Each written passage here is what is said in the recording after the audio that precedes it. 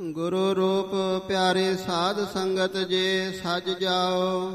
ਪ੍ਰੇਮ ਨਾਲ ਅੰਮ੍ਰਿਤਮਏ ਗੁਰਬਾਣੀ ਦੇ ਲੜੀਵਾਰ ਕਥਾ ਸਰਵਣ ਕਰੋ ਜੀ।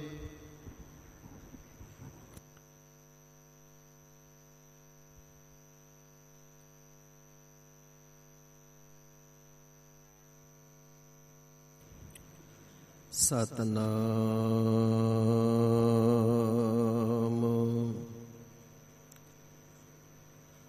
ਸ੍ਰੀ ਵਾਹਿਗੁਰੂ ਸਾਹਿਬ ਜੀ।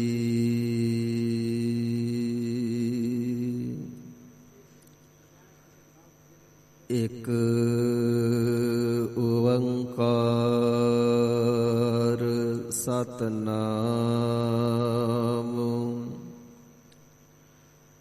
ਕਰਤਾ ਪੁਰਖ ਨਿਰਭਉ ਨਿਰਵੈਰ ਅਕਾਲ ਮੂਰਤ ਅਜੂਨੀ ਸੈਭੰ ਗੁਰ ਪ੍ਰਸਾਦ। ਜਪ ਆਦਿ ਸਚ ਜੁਗਾਦ ਸਚ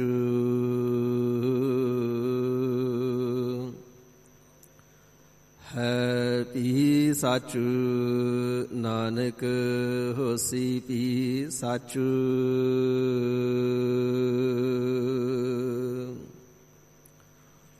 ਚੱਕਰ ਚਿਹਨ ਅਰ ਬਰਨ ਜਾਤ ਅਰ ਪਾਤ ਨਹਿਨ ਜਿਹ।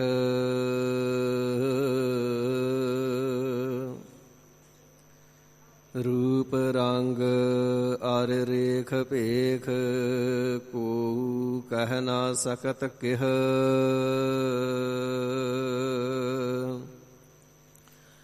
ਅਚਲ ਮੂਰਤ ਅਨਭਉ ਪ੍ਰਕਾਸ਼ ਅਮਿਤੋਜ ਕਹਿਜੈ।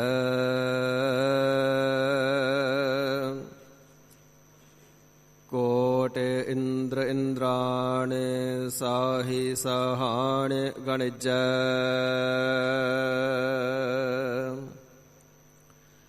ਤ੍ਰਿਭਵਨ ਮਹੀਪ ਸੁਰ ਨਰ ਅਸੁਰ ਨੇਤ ਨੇਤ ਬਦ ਬਨ ਤ੍ਰਿਣ ਕਹਿਤ। ਤਵੈ ਸਰਬ ਨਾਮ ਕਥੈ ਕਵਨ ਕਰਮ ਨਾਮ ਬਰਨਤ ਸੁਮਤ।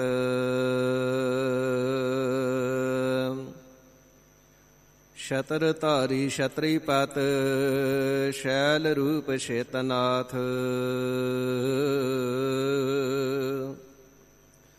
ਛਾਉਣੀ ਕਰ ਛਾਇਆ ਬਰ ਛਤਰੀ ਪਤ ਗਾਈਐ। ਬੇਸਨਾਥ ਬਿਸਵੰਪਰ ਬੇਦਨਾਥ ਬਾਲਾ ਕਰ। ਬਾਜੀਗਰ ਬਾਨ ਧਾਰੀ ਬੰਧਨ ਬਤਾਈਐ। ਨਿਓਲੀ ਕਰਮ ਦੂਧਾ ਧਾਰੀ ਵਿਦਿਆ ਧਰ ਬ੍ਰਹਮਚਾਰੀ।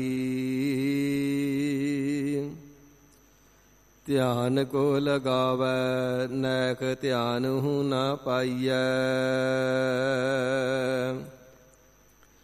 ਰਾਜਨ ਕੇ ਰਾਜਾ ਮਹਾਰਾਜਨ ਕੇ ਮਹਾਰਾਜਾ। ਐਸੋ ਰਾਜ ਛੋੜ ਔਰ ਦੂਜਾ ਕੌਣ ਧਿਆਈਐ। ਤੁਮ ਹੋ ਸਭ ਰਾਜਨ ਕੇ ਰਾਜਾ। ਆਪੇ ਆਪ ਗਰੀਬ ਨਿਵਾਜਾ। ਦਾਸ ਜਾਨ ਕਰ ਕਿਰਪਾ ਕਰਹੁ ਮੁਹੀ। ਹਾਰ ਪਰਾ ਮੈਂ ਆਨ ਦੁਆਰ ਤੁਹੇ।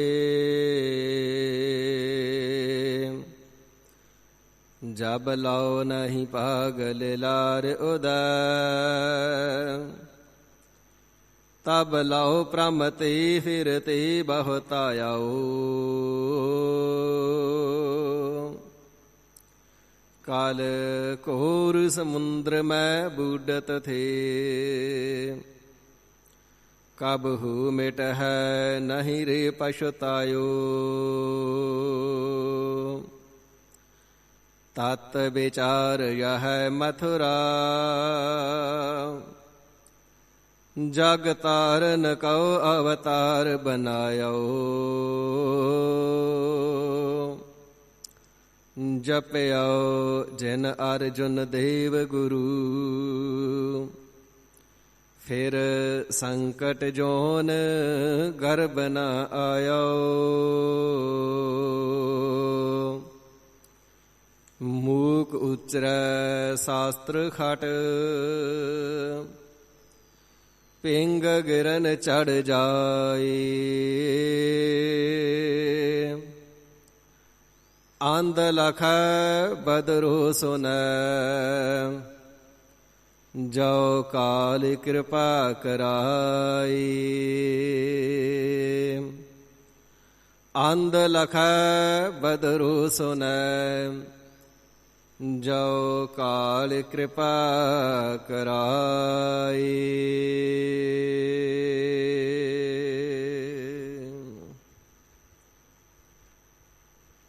ਸਤਨਾਮ ਸ੍ਰੀ ਵਾਹਿਗੁਰੂ ਸਾਹਿਬ ਜੀ। ਗੌੜੀ ਮਹੱਲਾ ਪੰਜਵਾ। ਹਰ ਸਿਮਰਤ ਤੇਰੀ ਜਾਏ ਬਲਾਏ, ਸਰਬ ਕਲਿਆਣ ਵਸੈ ਮਨ ਆਏ। ਹਰ ਸਿਮਰਤ ਤੇਰੀ ਜਾਏ ਬਲਾਏ, ਸਰਬ ਕਲਿਆਣ ਵਸੈ ਮਨ ਆਏ। ਭਜ ਮਨ ਮੇਰੇ ਏਕੋ ਨਾਮ, ਜੀਅ ਤੇਰੇ ਕੈ ਆਵੈ ਕਾਮ। ਰਹਾਉ ਰੈਣ ਦਿਨਸ ਗੁਣ ਗਾਉ ਅਨੰਤਾ, ਗੁਰਪੂਰੇ ਕਾ ਨਿਰਮਲ ਮੰਤਾ। ਛੋੜ ਉਪਾਵ ਏਕ ਟੇਕ ਰਾਖ, ਮਹਾ ਪਦਾਰਥ ਅੰਮ੍ਰਿਤ ਰਸ ਚਾਖ। ਬਿਖਮ ਸਾਗਰ ਤੇ ਜਨ ਤਰੇ, ਨਾਨਕ ਜਾ ਕਉ ਨਦਰ ਕਰੇ। ਬਿਖਮ ਸਾਗਰ ਤੇ ਜਨ ਤਰੇ, ਨਾਨਕ ਜਾ ਕਉ ਨਦਰ ਕਰੇ।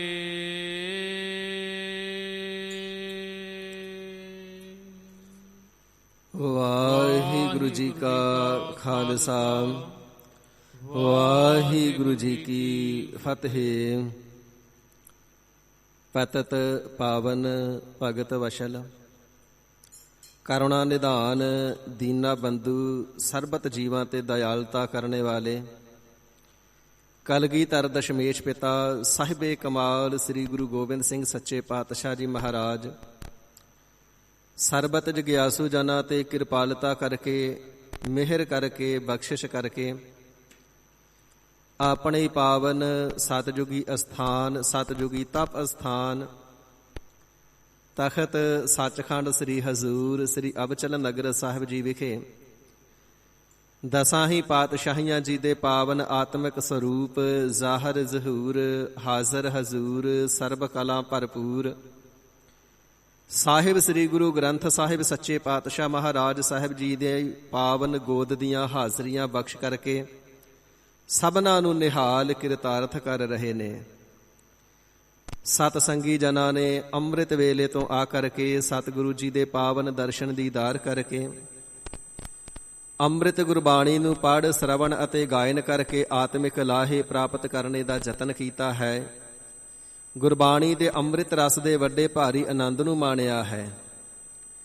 ਸਤਿਗੁਰੂ ਸੱਚੇ ਪਾਤਸ਼ਾਹ ਮਹਾਰਾਜ ਸਾਹਿਬ ਜੀ ਦੇ ਦਰਬਾਰ ਦੀ ਨਿਤ ਦੀ ਮਰਿਆਦਾ ਦੇ ਅਨੁਸਾਰ ਹੁਣ ਵਕਤ ਹੈ ਸਭ ਤੇ ਊਤਮ ਹਰਿ ਕੀ ਕਥਾ ਸ਼ਰਵਣ ਕਰਨੇ ਦਾ। ਮਨ ਚਿਤ ਬਿਰਤੀਆਂ ਇਕਾਗਰ ਕਰਕੇ ਗੁਰ ਚਰਨਾਂ ਦਾ ਧਿਆਨ ਧਰਦਿਆਂ ਹੋਇਆਂ ਸਤਿਗੁਰੂ ਜੀ ਦੀ ਪਾਵਨ ਅੰਮ੍ਰਿਤਮਈ ਗੁਰਬਾਣੀ ਦੀ ਕਥਾ ਵਿਚਾਰ ਸ਼ਰਵਣ ਕਰਨਾ ਕਰੀਏ। ਰਸਨਾ ਦੀ ਪਵਿੱਤਰਤਾ ਤੇ ਹਿਰਦੇ ਦੀ ਇਕਾਗਰਤਾ ਦੇ ਵਾਸਤੇ ਪਿਆਰ ਦੇ ਸਹਿਤ ਉਚਾਰਣਾ ਕਰੀਏ ਜੀ। ਸਤਨਾਮ ਸ੍ਰੀ ਵਾਹਿਗੁਰੂ ਸਾਹਿਬ ਜੀ।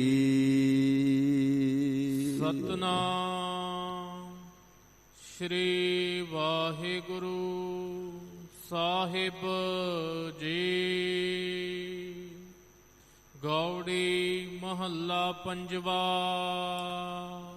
ਸਾਹਿਬ ਸਤਿਗੁਰੂ ਸ੍ਰੀ ਗੁਰੂ ਅਰਜਨ ਦੇਵ ਸੱਚੇ ਪਾਤਸ਼ਾਹ ਜੀ ਮਹਾਰਾਜ ਪਰਮ ਕਿਰਪਾਲੂ, ਸਰਬੱਤ ਦਾ ਭਲਾ ਕਰਨ ਵਾਲੇ, ਧੀਰਜ ਧਾਰੀ, ਪਰ ਉਪਕਾਰੀ, ਅੰਮ੍ਰਿਤ ਉਪਦੇਸ਼ ਦੇ ਸਭਨਾ ਜੀਵਾਂ ਨੂੰ ਸਾਂਝਾ ਉਪਦੇਸ਼ ਬਖਸ਼ ਕਰਕੇ ਕਿਰਤਾਰਥ ਕਰਨੇ ਵਾਲੇ, ਨਿਹਾਲ ਕਰਨੇ ਵਾਲੇ ਅੰਮ੍ਰਿਤ ਉਪਦੇਸ਼ ਦੇ ਦੁਆਰਾ ਆਪ ਜੀ ਦੇ ਪਾਸ ਜਗਿਆਸੂ ਜਨਾਂ ਨੇ, ਗੁਰਸਿੱਖਾਂ ਨੇ ਅਰਜ਼ ਗੁਜ਼ਾਰੀ ਹੈ। ਸੱਚੇ ਪਾਤਸ਼ਾਹ ਜੀ, ਇਹ ਜਿਹੜਾ ਮਨੁੱਖਾ ਜਨਮ ਹੈ ਆਪ ਜੀ ਦੇ ਬਚਨਾਂ ਦੇ ਅਨੁਸਾਰ ਵਾਹਿਗੁਰੂ ਜੀ ਦੀ ਪ੍ਰਾਪਤੀ ਕਰਨ ਵਾਸਤੇ ਮਿਲਿਆ ਹੈ। ਪਰ ਮਹਾਰਾਜ ਸਾਹਿਬ ਜੀ ਵਾਹਿਗੁਰੂ ਜੀ ਤੱਕ ਪਹੁੰਚਣ ਵਾਸਤੇ ਇਸ ਦੇਹੀ ਨੂੰ ਸਫਲੀ ਕਰਨ ਵਾਸਤੇ ਵਿੱਚ ਵਿਘਨ ਬੜੇ ਆਉਂਦੇ ਨੇ। ਮਨ ਦੀ ਬਿਰਤੀ ਵਾਹਿਗੁਰੂ ਜੀ ਦੇ ਚਰਨਾਂ ਦੇ ਨਾਲ ਲੱਗ ਜਾਵੇ, ਇਸ ਦੇ ਵਿੱਚ ਰੁਕਾਵਟ ਪਾਉਣ ਵਾਸਤੇ ਬਲਾਵਾਂ ਬੜੀਆਂ ਆਉਂਦੀਆਂ ਨੇ। ਗਰੀਬ ਨਿਵਾਜ ਸੱਚੇ ਪਾਤਸ਼ਾਹ ਜੀ ਵੱਡੇ ਭਾਰੀ ਵਿਘਨ ਵਿਕਾਰਾਂ ਦੇ, ਵੱਡੇ ਭਾਰੀ ਵਿਘਨ ਜੜ ਮਾਇਆ ਤੇ ਚੇਤਨ ਮਾਇਆ ਦੇ ਨੇ। ਇਹ ਵੱਡੀ ਭਾਰੀ ਬਲਾ ਸਾਡੇ ਹਿਰਦੇ ਨੂੰ ਮੋਹ ਰੂਪ ਹੋ ਕਰਕੇ ਚੰਬੜੀ ਹੋਈ ਹੈ। ਸੱਚੇ ਪਾਤਸ਼ਾਹ ਜੀ ਇਹ ਅਵਿਦਿਆ ਰੂਪੀ ਬਲਾ ਜਿਹੜੀ ਹੈ ਇਹ ਵੀ ਸਾਡੇ ਹਿਰਦੇ ਨੂੰ ਚੰਬੜੀ ਹੋਈ ਹੈ, ਜੋ ਵਾਹਿਗੁਰੂ ਜੀ ਦੇ ਮਿਲਾਪ ਦੇ ਵਿੱਚ, ਪਰਮ ਪਿਤਾ ਪਰਮੇਸ਼ਵਰ ਜੀ ਦੇ ਮਿਲਾਪ ਦੇ ਵਿੱਚ ਬੜਾ ਵਿਘਨ ਪੈਦਾ ਕਰਦੀਆਂ ਨੇ। ਗਰੀਬ ਨਿਵਾਜ ਸੱਚੇ ਪਾਤਸ਼ਾਹ ਜੀ ਕਿਰਪਾ ਕਰਕੇ ਸਾਨੂੰ ਐਸੇ ਪਾਵਨ ਉਪਦੇਸ਼ ਦੀ ਬਖਸ਼ਿਸ਼ ਕਰਨਾ ਕਰੋ, ਜਿਸ ਉਪਦੇਸ਼ ਨੂੰ ਸ਼ਰਵਣ ਕਰਕੇ ਹਿਰਦੇ ਦੇ ਅੰਦਰ ਧਾਰਨ ਕਰਕੇ ਇਹ ਵਿਦਿਆ ਰੂਪੀ, ਮਾਇਆ ਰੂਪੀ ਜਿਹੜੀਆਂ ਬਲਾਵਾਂ ਨੇ ਸਾਡੇ ਹਿਰਦੇ ਦੇ ਵਿੱਚੋਂ ਚਲੀਆਂ ਹੀ ਜਾਣ। ਮਹਾਰਾਜ ਸਿਮਰਨ ਦੇ ਅੰਦਰ, ਬੰਦਗੀ ਦੇ ਅੰਦਰ ਇਹ ਵੱਡੀਆਂ ਭਾਰੀਆਂ ਬਲਾਵਾਂ ਵਿਘਨ ਨਾ ਪਾਉਣ। ਗਰੀਬ ਨਿਵਾਜ ਸਾਹਿਬ ਜੀ ਸਤਿਗੁਰੂ ਜੀ ਗੁਰਸਿੱਖਾਂ ਦੀ ਬੇਨਤੀ ਪ੍ਰਵਾਨ ਕਰਕੇ ਗੌੜੀ ਮਹੱਲਾ ਪੰਜਵਾ, ਗੌੜੀ ਰਾਗ ਹੈ, ਮਹੱਲਾ ਦਾ ਅਰਥ ਹੈ ਪਾਤਸ਼ਾਹ। ਪੰਜਵੇਂ ਪਾਤਸ਼ਾਹ ਸ੍ਰੀ ਗੁਰੂ ਅਰਜਨ ਦੇਵ ਸਾਹਿਬ ਜੀ ਮਹਾਰਾਜ ਆਪਣੀ ਪਵਿੱਤਰ ਰਸਨਾ ਚੋਂ ਅੰਮ੍ਰਿਤਮਈ ਪ੍ਰਵਚਨਾਂ ਦੁਆਰਾ ਉਪਦੇਸ਼ ਫਰਮਾਨ ਕਰਦੇ ਹਨ ਜੀ। ਹਰ ਸਿਮਰਤ ਤੇਰੀ ਜਾਏ ਭਲਾਏ। ਪਿਆਰਿਓ, ਜਿਤਨੇ ਵੀ ਰੋਗ ਨੇ, ਜਿਤਨੇ ਵੀ ਦੁੱਖ ਨੇ, ਜਿਤਨੇ ਵੀ ਵਿਘਨ ਨੇ, ਜਿਤਨੀਆਂ ਵੀ ਬਲਾਵਾਂ ਨੇ, ਚਾਹੇ ਮਾਇਆ ਰੂਪ ਹੈ, ਚਾਹੇ ਅਵਿਦਿਆ ਰੂਪ ਹੈ, ਚਾਹੇ ਅਗਿਆਨਤਾ ਰੂਪ ਹੈ, ਇਹ ਵਾਹਿਗੁਰੂ ਜੀ ਨੇ ਬੜੀ ਵੱਡੀ ਭਾਰੀ ਬਖਸ਼ਿਸ਼ ਕੀਤੀ ਹੈ ਕਿ ਸਾਰੇ ਰੋਗਾਂ ਦਾ ਦਾਰੂ ਇੱਕ ਹੀ ਬਖਸ਼ਿਆ ਹੈ। ਸੰਸਾਰ ਰੋਗੀ ਹੈ ਤੇ ਸਾਰੇ ਸੰਸਾਰ ਦੇ ਸਾਰੇ ਹੀ ਰੋਗਾਂ ਦਾ ਇੱਕੋ ਦਾਰੂ ਹੈ। ਸੰਸਾਰ ਰੋਗੀ ਨਾਮ ਦਾਰੂ, ਨਾਮ ਹੀ ਸਾਰੇ ਰੋਗਾਂ ਦਾ ਗੁਰਸਿੱਖੋ ਦਾਰੂ ਹੈ, ਇਲਾਜ ਹੈ। ਸਰਬ ਰੋਗ ਕਾ ਔਖਦ ਨਾਮ। ਜਿਤਨੇ ਵੀ ਰੋਗ ਨੇ, ਚਾਹੇ ਉਹ ਸਰੀਰਕ ਨੇ, ਚਾਹੇ ਮਾਨਸਿਕ ਨੇ, ਚਾਹੇ ਉਹ ਮਾਇਆ ਦੇ ਬੰਧਨ ਨੇ, ਤ੍ਰੈਗੁਣ ਆਤਮਿਕ ਮਾਇਆ ਦੇ ਬੰਧਨ ਨੇ, ਸਾਰਿਆਂ ਦਾ ਇਲਾਜ ਇੱਕ ਵਾਹਿਗੁਰੂ ਜੀ ਦਾ ਨਾਮ ਹੀ ਹੈ। ਇਹ ਗੁਰਦੇਵ ਪਿਤਾ ਜੀ ਨੇ ਵੱਡੀ ਭਾਰੀ ਬਖਸ਼ਿਸ਼ ਕੀਤੀ ਹੈ। ਨਹੀਂ ਤਾਂ ਜਿੰਨੇ ਵਿਕਾਰ ਨੇ, ਜੇ ਸਾਰਿਆਂ ਦੇ ਸਾਧਨ ਵੱਖ-ਵੱਖ ਦੱਸੇ ਹੁੰਦੇ ਨਾ, ਤੇ ਮਨੁੱਖ ਦੇ ਪਾਸੋਂ ਸਾਰੀ ਜ਼ਿੰਦਗੀ ਸਾਧਨ ਨਹੀਂ ਸਨ ਹੋ ਪਾਣੇ। ਕਿਹੜਾ ਕਿਹੜਾ ਸਾਧਨ ਕਰੇ।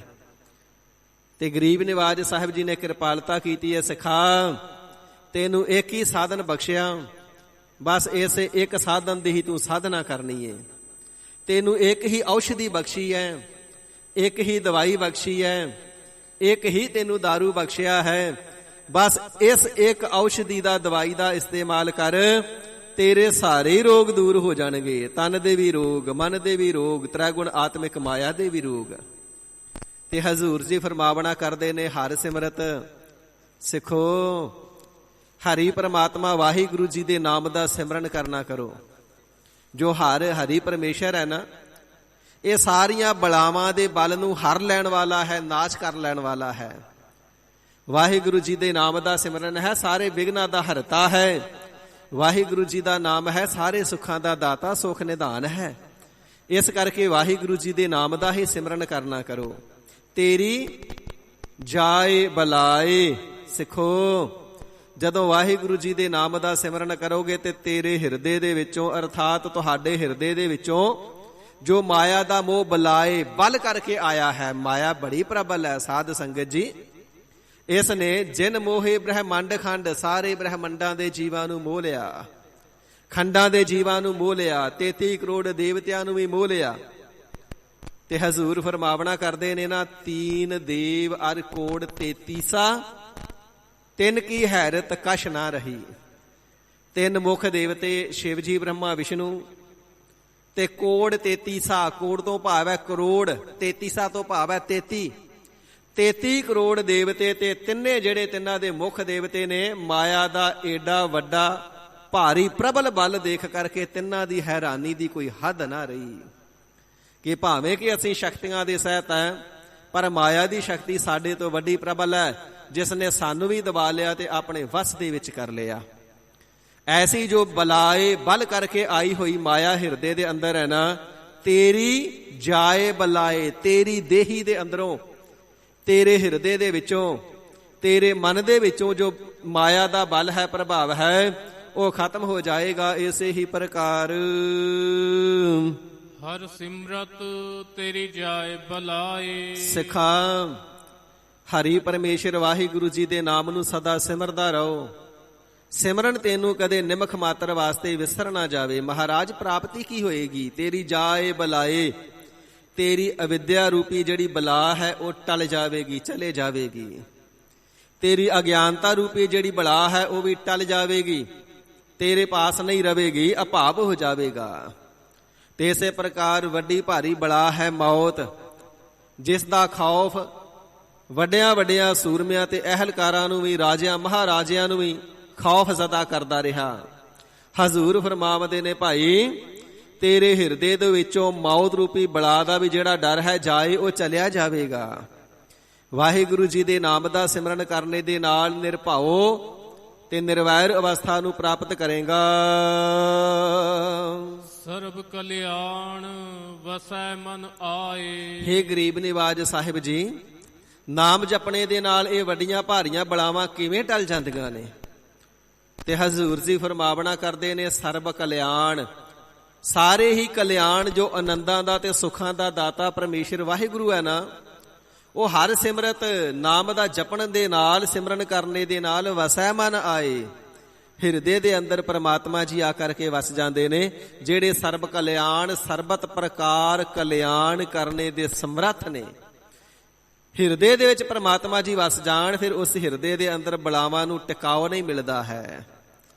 ਜਿਵੇਂ ਦੀਵਾ ਬਲੈ ਅੰਧੇਰਾ ਜਾਏ, ਦੀਵਾ ਬਲ ਜਾਵੇ, ਬਾਲ ਦਿੱਤਾ ਜਾਵੇ, ਰੌਸ਼ਨੀ ਹੋ ਜਾਂਦੀ ਹੈ, ਹਨੇਰੇ ਦਾ ਅਭਾਵ ਹੋ ਜਾਂਦਾ ਹੈ। ਜਿੱਥੇ ਪ੍ਰਮਾਤਮਾ ਜੀ ਆ ਕਰਕੇ ਵਸਦੇ ਨੇ, ਉੱਥੇ ਅਨਭਵ ਪ੍ਰਕਾਸ਼ ਅਮਿਤੋਜ ਕਹਿਜੈ।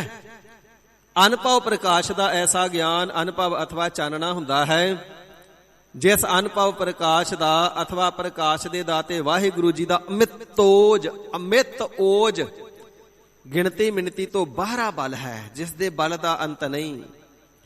ਐਸੇ ਅਮਿਤੋਜ ਕਹੇ ਜਾਣ ਵਾਲੇ ਪ੍ਰਮਾਤਮਾ ਜੀ ਜਦੋਂ ਹਿਰਦੇ ਦੇ ਵਿੱਚ ਆ ਕਰਕੇ ਵਸਦੇ ਨੇ ਤੇ ਅਨਭਵ ਪ੍ਰਕਾਸ਼ ਬਖਸ਼ਦੇ ਨੇ, ਗਿਆਨ ਦਾ ਪ੍ਰਕਾਸ਼ ਬਖਸ਼ਣਾ ਕਰਦੇ ਨੇ। ਇਸ ਕਰਕੇ ਸਰਬ ਕਲਿਆਣ, ਸਾਰੇ ਕਲਿਆਣ ਹਿਰਦੇ ਦੇ ਵਿੱਚ ਹੀ, ਕਿਉਂਕਿ ਕਲਿਆਣ ਸੁਖ ਦਾ ਦਾਤਾ, ਆਨੰਦਾਂ ਦੇ ਦਾਤਾ ਜੀ ਵਾਹਿਗੁਰੂ ਜੀ ਹਿਰਦੇ ਵਿੱਚ ਆ ਕਰਕੇ ਵਸੇ। ਇਸ ਕਰਕੇ ਭਾਈ ਅਗਿਆਨਤਾ ਚਲੀ ਜਾਂਦੀ ਹੈ। ਇਸੇ ਹੀ ਤਰ੍ਹਾਂ ਸਰਬ ਕਲਿਆਣ ਵਸੈ ਮਨ ਆਏ। ਸੋ ਕਲਿਆਣ ਤੋਂ ਭਾਵ ਹੈ ਮੁਕਤੀ। 4 ਪ੍ਰਕਾਰ ਦੀਆਂ ਮੁਕਤੀਆਂ ਵਿਦਵਾਨ ਜਨਾਂ ਨੇ ਮੰਨੀਆਂ ਨੇ ਨਾ। ਸਾਮੀਪ ਮੁਕਤੀ, ਸਰੂਪ ਮੁਕਤੀ, ਸਾਲੋਕ ਮੁਕਤੀ, ਸਜੁਜ ਮੁਕਤੀ। ਤੇ ਸਤਿਗੁਰੂ ਸੱਚੇ ਪਾਤਸ਼ਾਹ ਜੀ ਨੇ ਇਹਨਾਂ 4 ਹੀ ਮੁਕਤੀਆਂ ਤੋਂ ਵੱਡੀ ਮੁਕਤੀ ਗੁਰਸਿੱਖਾਂ ਨੂੰ ਬਖਸ਼ੀ ਆ, ਕੇਵਲ ਮੁਕਤੀ। ਗੁਰਸਿੱਖੋ, ਨਾਮ ਦੇ ਜਪਣ ਦੇ ਨਾਲ ਸਰਬ ਕਲਿਆਣ ਸਾਰੀਆਂ ਹੀ ਜਿਹੜੀਆਂ ਮੁਕਤੀਆਂ ਨੇ ਵਸੈ ਮਨ ਆਏ, ਹਿਰਦੇ ਦੇ ਅੰਦਰ ਆ ਕਰਕੇ ਵਸ ਜਾਂਦੀਆਂ ਨੇ। ਤੇ ਜਿੱਥੇ ਮੁਕਤੀ ਨੇ ਨਿਵਾਸ ਕਰ ਲਿਆ ਉੱਥੇ ਬੰਧਨਾਂ ਨੂੰ ਥਾਂ ਨਹੀਂ ਮਿਲਦੀ। ਇਸ ਕਰਕੇ ਜਦੋਂ ਮੁਕਤੀਆਂ ਹਿਰਦੇ ਵਿੱਚ ਆ ਵਸਦੀਆਂ ਨੇ ਤੇ ਤੇਰੀ ਜਾਏ ਬਲਾਏ, ਸਾਰੀਆਂ ਬਲਾਵਾਂ ਤੋਂ ਤੇਰੀ ਕਲਿਆਣ ਹੋ ਜਾਂਦੀ ਹੈ। ਮੁਕਤੀ ਜੋ ਹੋ ਗਈ, ਸਾਰੀਆਂ ਤੋਂ ਮੁਕਤ ਹੋ ਜਾਂਦਾ ਹੈ ਜੀਵ। ਇਸੇ ਹੀ ਪ੍ਰਕਾਰ ਸਰਬ ਕਲਿਆਣ ਵਸੈ ਮਨ ਆਏ। ਸੋ ਸਾਧ ਸੰਗਤ ਜੀ, ਹਜ਼ੂਰ ਫਰਮਾਵਣਾ ਕਰਦੇ ਨੇ ਕਲਿਆਣ ਤੋਂ ਭਾਵ ਹੈ ਆਨੰਦ, ਸੁਖ। ਜਦੋਂ ਹਿਰਦੇ ਦੇ ਵਿੱਚੋਂ ਇਹ ਬਲਾਵਾਂ ਚਲੀਆਂ ਜਾਂਦੀਆਂ ਨੇ, ਹਿਰਦੇ ਦੇ ਅੰਦਰ ਸੁਖ ਹੀ ਸੁਖ, ਆਨੰਦ ਹੀ ਆਨੰਦ, ਖੇੜਾ ਹੀ ਖੇੜਾ, ਉਮਾਹ ਹੀ ਉਮਾਹ ਬਣਿਆ ਰਹਿੰਦਾ ਹੈ। ਫਿਰ ਹਿਰਦੇ ਦੇ ਅੰਦਰ ਕਿਸੇ ਪ੍ਰਕਾਰ ਦੀ ਕਲ ਕਲਪਨਾ ਦਾ ਰੋਗ ਵੀ ਨਹੀਂ ਰਹਿੰਦਾ ਹੈ, ਚਿਤਵਨੀ ਦਾ ਰੋਗ ਨਹੀਂ ਰਹਿੰਦਾ ਹੈ। ਕਾਲ ਕਲੇਸ਼ ਤਨ ਮਾਹੇ ਮਿਟਾਵਾਓ, ਇਹਨਾਂ ਤੋਂ ਵੀ ਕਲਿਆਣ ਮੁਕਤੀ ਮਿਲ ਜਾਂਦੀ ਹੈ। ਸਰਬ ਕਲਿਆਣ, ਸਰਬਤ ਪ੍ਰਕਾਰ ਦੀ ਕਲਪਨਾ ਤੋਂ ਵੀ ਮੁਕਤੀ ਮਿਲ ਜਾਂਦੀ ਹੈ। ਸੋ ਸਰਬਤ ਪ੍ਰਕਾਰ ਕਲਿਆਣ ਜੋ ਸੁਖ ਹਨ, ਆਨੰਦ ਹਨ, ਖੇੜਾ ਹੈ, ਵਸੈ ਮਨ ਆਏ, ਹਿਰਦੇ ਦੇ ਅੰਦਰ ਆ ਕਰਕੇ ਨਿਵਾਸ ਕਰ ਲੈਂਦੇ ਹਨ, ਵਸ ਜਾਂਦੇ ਹਨ। ਭਜ ਮਨ ਮੇਰੇ ਏਕੋ ਨਾਮ। ਹਜ਼ੂਰ ਉੱਤਮ ਬਖਤਾ ਸਤਿਗੁਰੂ ਸੱਚੇ ਪਾਤਸ਼ਾਹ ਜੀ ਆਪਣੇ ਮੁਖਾਰਬਿੰਦ ਚੋਂ ਪ੍ਰਵਚਨ ਫਰਮਾਉਂਦੇ ਨੇ, ਹੇ ਮੇਰਿਆ ਪਿਆਰਿਆ ਮਨਾ, ਇਸ ਕਰਕੇ ਹਰੀ ਪਰਮਾਤਮਾ ਵਾਹਿਗੁਰੂ ਜੀ ਦੇ ਇੱਕ ਨਾਮ ਦਾ ਹੀ ਭਜਨ ਕਰ, ਨਾਮ ਦਾ ਹੀ ਸਦਾ ਸਿਮਰਨ ਕਰਦਾ ਰਹੋ। ਇਸੇ ਹੀ ਪ੍ਰਕਾਰ ਭਜ ਮਨ ਮੇਰੇ ਏਕੋ ਨਾਮ। ਸੋ ਸਾਧ ਸੰਗਤ ਜੀ, ਉਪਦੇਸ਼ ਸਰਬਤ ਵਾਸਤੇ ਸਾਂਝਾ ਹੈ। ਇਸ ਕਰਕੇ ਮਨ ਦਾ ਦੂਸਰਾ ਅਰਥ ਹੈ ਭਾਈ। ਭਜ ਮਨ ਮੇਰੇ, ਹੇ ਮੇਰੇ ਭਾਈ। ਸਤਿਗੁਰੂ ਸੱਚੇ ਪਾਤਸ਼ਾਹ ਮਹਾਰਾਜ ਜੀ ਹਰੀ ਅਕਾਲ ਪੁਰਖ ਵਾਹਿਗੁਰੂ ਜੀ ਦਾ ਸਰਗੁਣ ਸਰੂਪ ਨੇ। ਗੁਰ ਅਰਜੁਨ ਪ੍ਰਤੱਖ ਹਰ, ਤੇ ਹਿਰਦੇ ਦੇ ਅੰਦਰ ਪ੍ਰਤੱਖ ਪ੍ਰਮਾਤਮਾ ਜੀ ਵਸਦੇ ਨੇ। ਤੇ ਜਿਤਨੇ ਵੀ ਸ੍ਰਿਸ਼ਟੀ ਦੇ ਜੀਵ ਨੇ, ਸਾਰਿਆਂ ਦੇ ਅੰਦਰ ਚੇਤਨ ਸੱਤਾ ਅਕਾਲ ਪੁਰਖ ਵਾਹਿਗੁਰੂ ਦੀ ਹੈ ਨਾ, ਜੋਤ ਵਾਹਿਗੁਰੂ ਦੀ ਹੈ। ਹੁਣ ਜਿਹੜੇ ਵਾਹਿਗੁਰੂ ਜੀ ਸਤਿਗੁਰੂ ਜੀ ਦੇ ਹਿਰਦੇ ਦੇ ਅੰਦਰ ਸਾਖਿਆਤਕਾਰ ਨੇ, ਉਸੇ ਵਾਹਿਗੁਰੂ ਜੀ ਦੀ ਅੰਸ਼ ਸਾਰਿਆਂ ਦੇ ਹਿਰਦਿਆਂ ਦੇ ਅੰਦਰ ਸਤਿਗੁਰੂ ਜੀ ਨੂੰ ਪ੍ਰਕਾਸ਼ਦੀ ਹੋਈ ਪ੍ਰਤੱਖ ਨਜ਼ਰ ਆਉਂਦੀ ਹੈ। ਇਸ ਕਰਕੇ ਸਭਨਾਂ ਨੂੰ ਵਾਹਿਗੁਰੂ ਜੀ ਦੀ ਅੰਸ਼ ਹੋਣ ਕਰਕੇ ਸਹਿਤ ਪਿਆਰ ਦੇ ਬਚਨ ਕਰਦੇ ਨੇ, ਭਜ ਮਨ ਮੇਰੇ, ਹੇ ਮੇਰੇ ਭਾਈ। ਏਕੋ ਨਾਮ, ਇੱਕ ਹਰੀ ਅਕਾਲ ਪੁਰਖ ਵਾਹਿਗੁਰੂ ਜੀ ਦੇ ਨਾਮ ਦਾ ਹੀ ਭਜਨ ਕਰਨਾ ਕਰ। ਜੀ ਤੇਰੇ ਕੈ ਆਵੇ ਕਾਮ।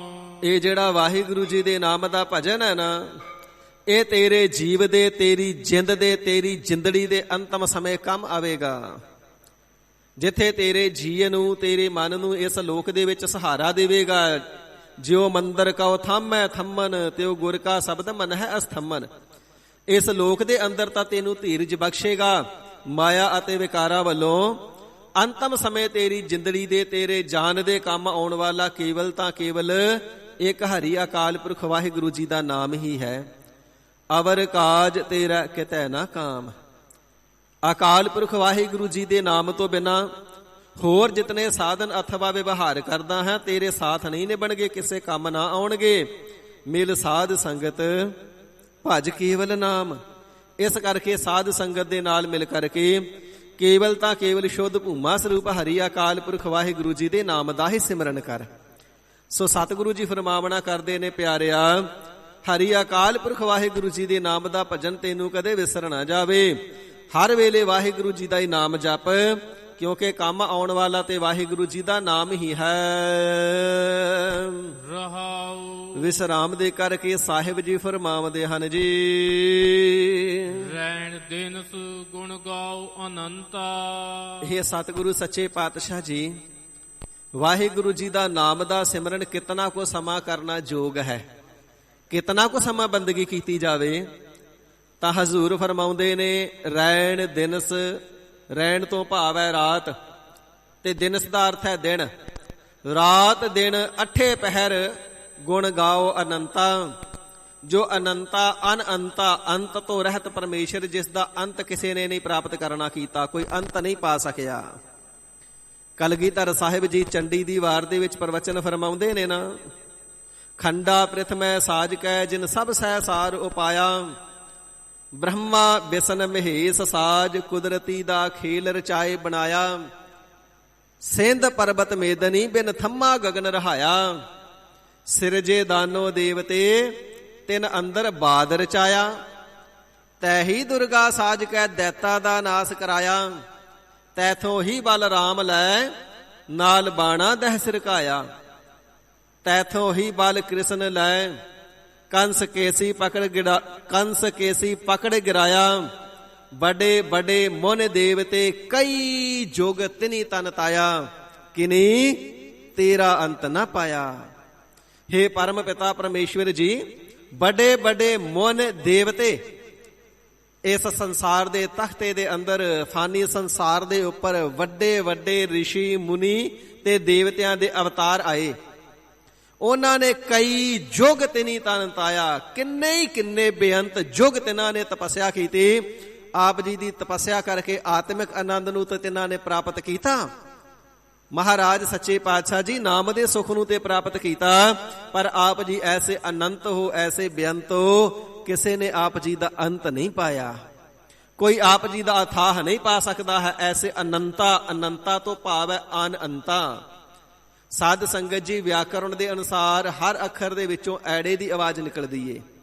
ਜੋ ਅਨੰਤਾ ਨੰਨਾ ਅੱਖਰ ਹੈ, ਅਨੰਤਾ ਦਾ ਵਿਚਕਾਰ ਵਾਲਾ ਅੱਖਰ, ਨੰਨੇ ਦੇ ਵਿੱਚੋਂ ਐੜੇ ਦੀ ਆਵਾਜ਼ ਨਿਕਲੇਗੀ ਤੇ ਨੰਨੇ ਵਾਲੀ ਟਿੱਪੀ ਐੜੇ ਤੇ ਚਲੀ ਜਾਏਗੀ। ਸੋ ਇਸ ਪ੍ਰਕਾਰ ਅਰਥ ਬਣੇਗਾ ਅਨੰਤਾ। ਅਨ ਤੋਂ ਭਾਵ ਹੈ ਰਹਿਤ, ਜਿਹੜਾ ਅੰਤ ਤੋਂ ਰਹਿਤ ਹੈ, ਜਿਸ ਦਾ ਕਦੇ ਅੰਤ ਨਾ ਆਵੇ। ਐਸੇ ਅਨੰਤ ਬੇਅੰਤ ਪਰਮਾਤਮਾ ਵਾਹਿਗੁਰੂ ਜੀ ਦੇ ਗੁਣ ਗਾਓ ਸਿੱਖੋ। ਰਾਤ ਦਿਨ ਹਰੀ ਅਕਾਲ ਪੁਰਖ ਵਾਹਿਗੁਰੂ ਜੀ ਦੇ ਗੁਣਾਂ ਨੂੰ ਗਾਉਂਦਾ ਹੀ ਰਹੋ। ਅੱਠਾਂ ਪਹਿਰਾਂ ਦੇ ਵਿੱਚੋਂ ਕੋਈ ਵੀ ਸਮਾਂ ਹਰੀ ਅਕਾਲ ਪੁਰਖ ਵਾਹਿਗੁਰੂ ਜੀ ਦੇ ਨਾਮ ਦੀ ਬੰਦਗੀ, ਤੇ ਇਸ ਦਾ ਸ਼ੁਕਰਾਨਾ, ਤੇ ਇਸ ਦੀਆਂ ਰਹਿਮਤਾਂ, ਤੇ ਇਸ ਦੇ ਪਰ ਉਪਕਾਰ ਤੇਰੇ ਹਿਰਦੇ ਦੇ ਵਿੱਚੋਂ ਕਦੇ ਵਿਸਰ ਨਾ ਜਾਣ। ਰਾਤ ਦਿਨ ਹਰੀ ਅਕਾਲ ਪੁਰਖ ਵਾਹਿਗੁਰੂ ਜੀ ਦੇ ਬੇਅੰਤ ਸਰੂਪ ਜੀ ਦੇ ਗੁਣਾਂ ਨੂੰ ਗਾਇਨ ਕਰਦੇ ਰਹੋ। ਗੁਰਪੂਰੇ ਕਾ ਨਿਰਮਲ ਮੰਤਾ। ਸੱਚੇ ਪਾਤਸ਼ਾਹ ਜੀ ਆਪ ਜੀ ਦੇ ਉਪਦੇਸ਼ ਬੜੇ ਪਿਆਰੇ ਨੇ। ਮਹਾਰਾਜ ਜੀ ਨਾਮ ਦੀ ਮਹੱਤਤਾ ਬੜੀ ਹੈ, ਪਰ ਗਰੀਬ ਨਿਵਾਜ ਜੀ ਇਸ ਗੱਲ ਦੀ ਸਮਝ ਨਹੀਂ ਸੀ ਕਿ ਕਿਤਨਾ ਕੁ ਸਮਾਂ ਜਪਣਾ ਚਾਹੀਦਾ। ਤੇ ਹਜ਼ੂਰ ਫਰਮਾਵਣਾ ਕਰਦੇ ਨੇ, ਜੇ ਸਿੱਖੋ ਆਪ ਸਮਝ ਨਾ ਹੋਵੇ ਤੇ ਸਤਿਗੁਰੂ ਜੀ ਤੋਂ ਸਿੱਖਿਆ ਲਈਦੀ ਹੈ। ਗੁਰ ਕੀ ਮਤ ਤੂੰ ਲੇਹ ਇਆਨੇ। ਹੇ ਅਣਜਾਣ ਪੁਰਸ਼ਾ, ਸਤਿਗੁਰੂ ਜੀ ਦੀ ਮਤ, ਸ਼ੁਭ ਮਤ ਸਿੱਖਿਆ ਲੈ। ਭਗਤ ਬਿਨਾ ਬਹੁ ਡੂਬੇ ਸਿਆਣੇ। ਬੜੇ ਸਿਆਣੇ ਭਗਤੀ ਕੀਤੀ ਤੋਂ ਬਿਨਾ ਸੰਸਾਰ ਸਾਗਰ ਵਿੱਚ ਡੁੱਬ ਗਏ ਨੇ। ਮਹਾਰਾਜ ਆਪ ਜੀ ਦੀ ਪੂਰੀ ਸਿੱਖਿਆ ਕੀ ਹੈ ਪੂਰੇ ਗੁਰਦੇਵ ਜੀ? ਤੇ ਹਜ਼ੂਰ ਫਰਮਾਉਂਦੇ ਨੇ, ਗੁਰ ਪੂਰੇ ਕਾ ਨਿਰਮਲ ਮੰਤਾ। ਮੰਤਾ ਤੋਂ ਭਾਵ ਹੈ ਮੰਤਰ। ਸਤਿਗੁਰੂ ਜੀ ਦੀ ਸਿੱਖਿਆ, ਪੂਰੇ ਸਤਿਗੁਰੂ ਜੀ ਦੀ ਸਿੱਖਿਆ ਇਹ ਹੈ। ਨਿਰਮਲ ਮੈਲ ਤੋਂ ਰਹਿਤ ਉਜਲ ਸਿੱਖਿਆ ਇਹ ਹੈ।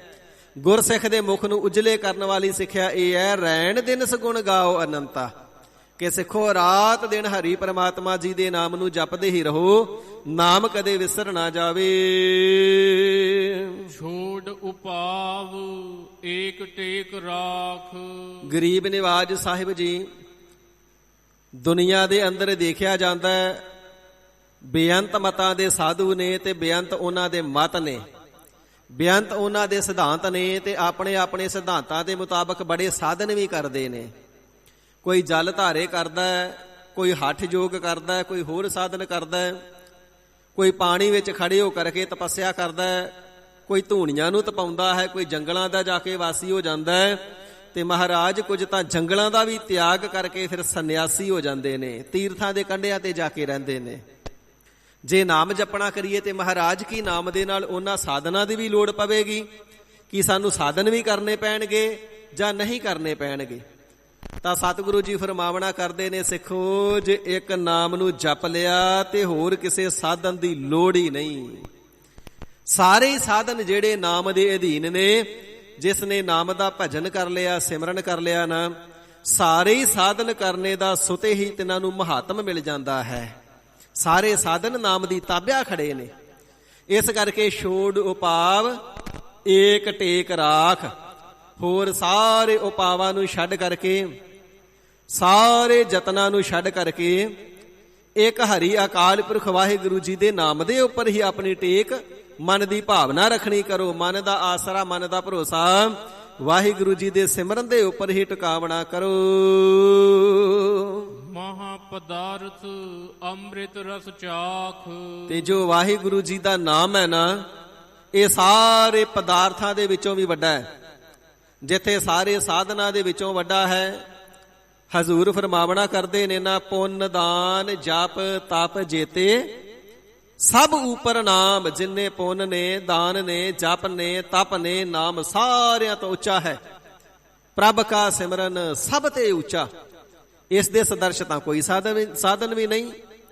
ਇਸ ਕਰਕੇ ਇਹ ਮਹਾ ਪਦਾਰਥ ਹੈ। ਜਿੱਥੇ ਸਾਰੇ ਸਾਧਨਾ ਚੋਂ ਵੱਡਾ ਸਾਧਨ ਹੈ, ਸਾਰੇ ਪਦਾਰਥਾਂ ਦੇ ਵਿੱਚੋਂ ਵੱਡਾ ਪਦਾਰਥ ਵੀ ਨਾਮ ਪਦਾਰਥ ਹੀ ਹੈ। ਜਿਸ ਤਰ੍ਹਾਂ ਸਾਧ ਸੰਗਤ ਜੀ 4 ਪਦਾਰਥ ਦੁਨੀਆ ਦੇ ਵਿੱਚ ਵੱਡੇ ਕਹੇ ਜਾਂਦੇ ਨੇ ਨਾ, ਤਾਂ ਹਜ਼ੂਰ ਆਪਣੇ ਪਵਿੱਤਰ ਬਚਨਾਂ ਦੇ ਨਾਲ ਵੀ ਫਰਮਾਉਂਦੇ ਨੇ, ਪਿਆਰਿਓ ਜੇ ਕਿਸੇ ਨੂੰ 4 ਪਦਾਰਥ ਵੀ ਚਾਹੀਦੇ ਨੇ ਤੇ ਸਾਧ ਜਨਾਂ ਦੀ ਸੇਵਾ ਦੇ ਵਿੱਚ ਲੱਗ ਜਾਓ, 4 ਪਦਾਰਥ ਮਿਲ ਜਾਣਗੇ। ਕਿਉਂਕਿ ਸਾਧੂਆਂ ਨੇ ਸੇਵਾ ਵਿੱਚ ਲੱਗੇ ਜਾਣ ਕਰਕੇ ਨਾਮ ਜਪਾਵਣਾ ਹੈ, ਤੇ ਨਾਮ ਦੇ ਤਾਬਿਆ ਹੀ 4 ਪਦਾਰਥ ਨੇ। 4 ਪਦਾਰਥ ਜੇ ਕੋ ਮੰਗੈ ਸਾਧ ਜਨਾਂ ਕੀ ਸੇਵਾ ਲਾਗੈ। ਉਹ 4 ਪਦਾਰਥ ਕਿਹੜੇ ਨੇ? ਧਰਮ, ਅਰਥ, ਕਾਮ, ਮੋਖ। ਧਰਮ ਦੀ ਪ੍ਰਾਪਤੀ ਹੋਣੀ, ਅਰਥ ਦੁਨਿਆਵੀ ਪਦਾਰਥਾਂ ਦੀ ਪ੍ਰਾਪਤੀ ਹੋਣੀ, ਕਾਮ ਤੋਂ ਭਾਵ ਹੈ ਹਿਰਦੇ ਦੀਆਂ ਕਾਮਨਾਵਾਂ।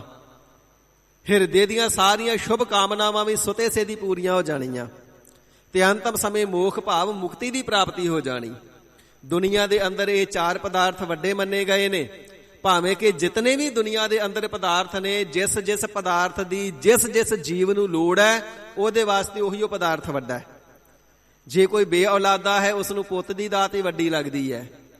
ਜਿਹੜਾ ਕੋਈ ਕੰਗਾਲ ਗਰੀਬ ਹੈ, ਉਸ ਨੂੰ ਧਨ ਦੀ ਦਾਤ ਵੱਡੀ ਲੱਗਦੀ ਹੈ।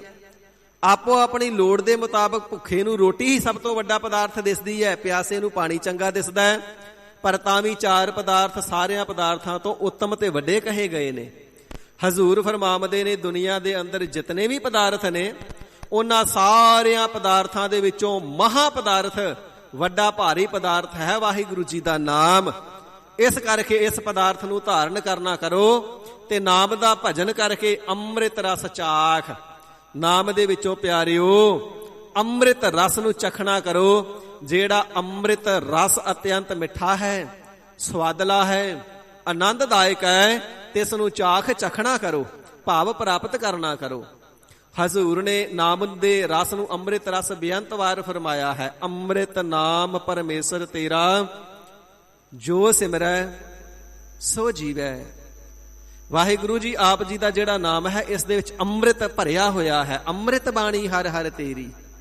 ਇਸ ਬਾਣੀ ਤੇ ਹਰ ਨਾਮ ਪਾਏ ਦਾ। ਅੰਮ੍ਰਿਤ ਬਾਣੀ ਦੁਆਰਾ ਹੀ ਨਾਮ ਦੇ ਜਪਣ ਦੀ ਪ੍ਰਾਪਤੀ ਹੁੰਦੀ ਹੈ, ਕਿਉਂਕਿ ਬਾਣੀ ਪੜ੍ਹ ਕੇ ਨਾਮ ਦੀ ਮਹਿਮਾ ਦਾ ਪਤਾ ਲੱਗਦਾ ਹੈ, ਨਾਮ ਦੇ ਮਹਾਤਮ ਦਾ ਪਤਾ ਲੱਗਦਾ ਹੈ। ਜਿਵੇਂ ਜਿਵੇਂ ਮਹਾਤਮ ਦਾ ਪਤਾ ਲੱਗਦਾ, ਤਿਵੇਂ ਤਿਵੇਂ ਹਿਰਦੇ ਵਿੱਚ ਪਿਆਰ ਜਾਗਦਾ। ਫਿਰ ਜਿਵੇਂ ਜਿਵੇਂ ਪਿਆਰ ਜਾਗਦਾ, ਤਿਵੇਂ ਤਿਵੇਂ ਜਿਹੜਾ ਜਗਿਆਸੂ ਹੈ, ਗੁਰ ਉਪਦੇਸ਼ ਦੁਆਰਾ ਸਿਮਰਨ ਕਰਦਾ ਹੈ। ਫਿਰ ਜਿਵੇਂ ਜਿਵੇਂ ਸਿਮਰਨ ਕਰਕੇ ਜੁੜਦਾ ਹੈ, ਜਿਵੇਂ ਜਿਵੇਂ ਸੁਰਤ ਨਿਰਮਲ ਹੁੰਦੀ ਹੈ, ਤਿਵੇਂ ਤਿਵੇਂ ਪਹਿਲਾਂ ਨਾਮ ਜਪਣ ਦਾ ਆਨੰਦ ਆਉਂਦਾ ਹੈ, ਤੇ ਫਿਰ ਅਗਲੀਆਂ ਅਵਸਥਾਵਾਂ ਦੇ ਵਿੱਚ ਮੁੱਖ ਦੇ ਵਿੱਚ ਐਸੀ ਮਿਠਾਸ ਆਉਂਦੀ ਹੈ ਨਾਮ ਦੇ ਨਾਲ, ਅੰਮ੍ਰਿਤ ਰਸ ਦੀ। ਦੁਨੀਆ ਦਾ ਕੋਈ ਵੀ ਪਦਾਰਥ ਜਿਸ ਦੇ ਸਦਰਸ਼ ਨਹੀਂ, ਕੋਈ ਵੀ ਮਿੱਠਾ ਪਦਾਰਥ ਵੀ ਨਹੀਂ। ਕੂਜਾ ਮੇਵਾ ਮੈਂ ਸਭ ਕਿਛ ਚਾਖਿਆ, ਇੱਕ ਅੰਮ੍ਰਿਤ ਨਾਮ ਤੁਮਾਰਾ। ਐਸਾ ਜੋ ਅੰਮ੍ਰਿਤ ਨਾਮ ਤੁਮਾਰਾ ਤੇ ਇਸ ਪਰਮੇਸ਼ਰ ਵਾਹਿਗੁਰੂ ਜੀ ਦਾ ਹੈ, ਤੇ ਇਸ ਅੰਮ੍ਰਿਤ ਨਾਮ ਦੇ ਅੰਮ੍ਰਿਤ ਰਸ ਨੂੰ ਮਹਾ ਪਦਾਰਥ ਨਾਮ ਦੇ ਵਿੱਚੋਂ ਹੀ ਚਖਣਾ ਕਰੋ, ਪ੍ਰਾਪਤ ਕਰਨਾ ਕਰੋ। ਬਿਖਮ ਸਾਗਰ ਤੇਈ ਜਨ ਤਰੇ। ਹੇ ਗਰੀਬ ਨਿਵਾਜ ਸੱਚੇ ਪਾਤਸ਼ਾਹ ਮਹਾਰਾਜ ਜੀ, ਇਹ ਸਿਮਰਨ ਦੀ ਦਾਤ ਕਿਤਨਿਆਂ ਕੁ ਨੂੰ ਪ੍ਰਾਪਤ ਹੁੰਦੀ ਹੈ? ਅਥਵਾ ਇਸ ਮਾਇਆ ਰੂਪੀ ਬਲਾਵਾਂ ਤੋਂ ਉਹ ਕਿਹੜੇ ਜੀਵ ਨੇ ਜਿਹੜੇ ਬਚ ਜਾਂਦੇ ਨੇ? ਤਾਂ ਹਜ਼ੂਰ ਫਰਮਾਵਣਾ ਕਰਦੇ ਨੇ, ਬਿਖਮ ਸਾਗਰ। ਭਾਈ ਇਸ ਮਾਇਆ ਦੇ ਸਾਗਰ ਨੂੰ, ਸੰਸਾਰ ਸਾਗਰ ਨੂੰ ਆਸਾ ਤ੍ਰਿਸ਼ਨਾ ਦੇ ਸਾਗਰ ਨੂੰ ਜਿਹੜਾ ਤਰਨਾ ਹੈ ਅਤਿਅੰਤ ਕਠਿਨ ਹੈ, ਪਰ ਉਹ ਜਨ ਤਰ ਜਾਂਦੇ ਹਨ ਇਸ ਬਿਖਮ ਸਾਗਰ ਤੋਂ, ਸੰਸਾਰ ਸਾਗਰ, ਮਾਇਆ ਤੇ ਤ੍ਰਿਸ਼ਨਾ ਦੇ ਸਾਗਰ ਤੋਂ। ਨਾਨਕ ਜਾ ਕਉ ਨਦਰ ਕਰੇ। ਜਿਸ ਦੇ ਉੱਪਰ ਸਤਿਗੁਰੂ ਨਾਨਕ ਦੇਵ ਸੱਚੇ ਪਾਤਸ਼ਾਹ ਮਹਾਰਾਜ ਪਰਮ ਕਿਰਪਾਲੂ ਜੀ ਕਿਰਪਾਲਤਾ ਕਰ ਦਿੰਦੇ ਨੇ। ਨਾਨਕ ਜਾ ਕਉ ਨਦਰ ਕਰੇ, ਨਾਨਕ ਤੋਂ ਭਾਵ ਲੈਣਾ ਸਤਿਗੁਰੂ ਜੀ। ਸਤਿਗੁਰੂ ਜੀ ਦੇ ਰਾਹੀਂ ਜਿਸ ਜੀਵ ਦੇ ਉੱਪਰ ਪੂਰੇ ਪ੍ਰਮਾਤਮਾ ਜੀ ਨਦਰ ਕਰੇ, ਕਿਰਪਾ ਦ੍ਰਿਸ਼ਟੀ ਧਾਰਨ ਕਰਦੇ ਨੇ, ਉਹਨਾਂ ਨੂੰ ਕਿਰਪਾਲਤਾ ਕਰਕੇ ਸਤਿਗੁਰੂ ਜੀ ਦੇ ਨਾਲ ਮਿਲਾ ਦਿੰਦੇ ਨੇ। ਤੇ ਜਿਸ ਨੂੰ ਫਿਰ ਸਤਿਗੁਰੂ ਸੱਚੇ ਪਾਤਸ਼ਾਹ ਜੀ ਕਿਰਪਾਲਤਾ ਕਰਕੇ ਨਾਮ ਦੀ ਦਾਤ ਬਖਸ਼ ਕਰਕੇ ਜਾ ਕਉ ਨਦਰ ਕਰੇ, ਜਿਸ ਦੇ ਉੱਪਰ ਸਤਿਗੁਰੂ ਜੀ ਨਦਰ ਕਰ ਦਿੰਦੇ ਨੇ ਤੇ ਇਸ ਨੂੰ ਨਾਮ ਦੀ ਦਾਤ ਬਖਸ਼ਦੇ ਨੇ। ਨਾਮ ਦੀ ਦਾਤ ਹੀ ਨਹੀਂ ਬਖਸ਼ਦੇ, ਸਿਮਰਨ ਕਰਨੇ ਦੀ, ਭਜਨ ਕਰਨੇ ਦੀ ਦਾਤ ਬਖਸ਼ ਦਿੰਦੇ ਨੇ। ਤੇ ਜਿਨ੍ਹਾਂ ਨੂੰ ਸਤਿਗੁਰੂ ਜੀ ਨੇ ਭਜਨ ਕਰਨੇ ਦੀ, ਨਾਮ ਦਾ ਅਭਿਆਸ ਕਰਨੇ ਦੀ ਦਾਤ ਬਖਸ਼ੀ ਹੈ ਨਾ ਪਿਆਰਿਓ, ਉਹੀ ਬਿਖਮ ਸਾਗਰ ਤੇਈ ਜਨ ਤਰੇ। ਇਸ ਕਠਨ ਦੁਸਤਰ ਸੰਸਾਰ ਤੋਂ ਉਹੀ ਪਿਆਰੇ ਤਰੇ ਹਨ ਜਿਨ੍ਹਾਂ ਦੇ ਉੱਪਰ ਪੂਰੇ ਸਤਿਗੁਰੂ ਜੀ ਨੇ ਕਿਰਪਾ ਕਰ ਦਿੱਤੀ ਏ।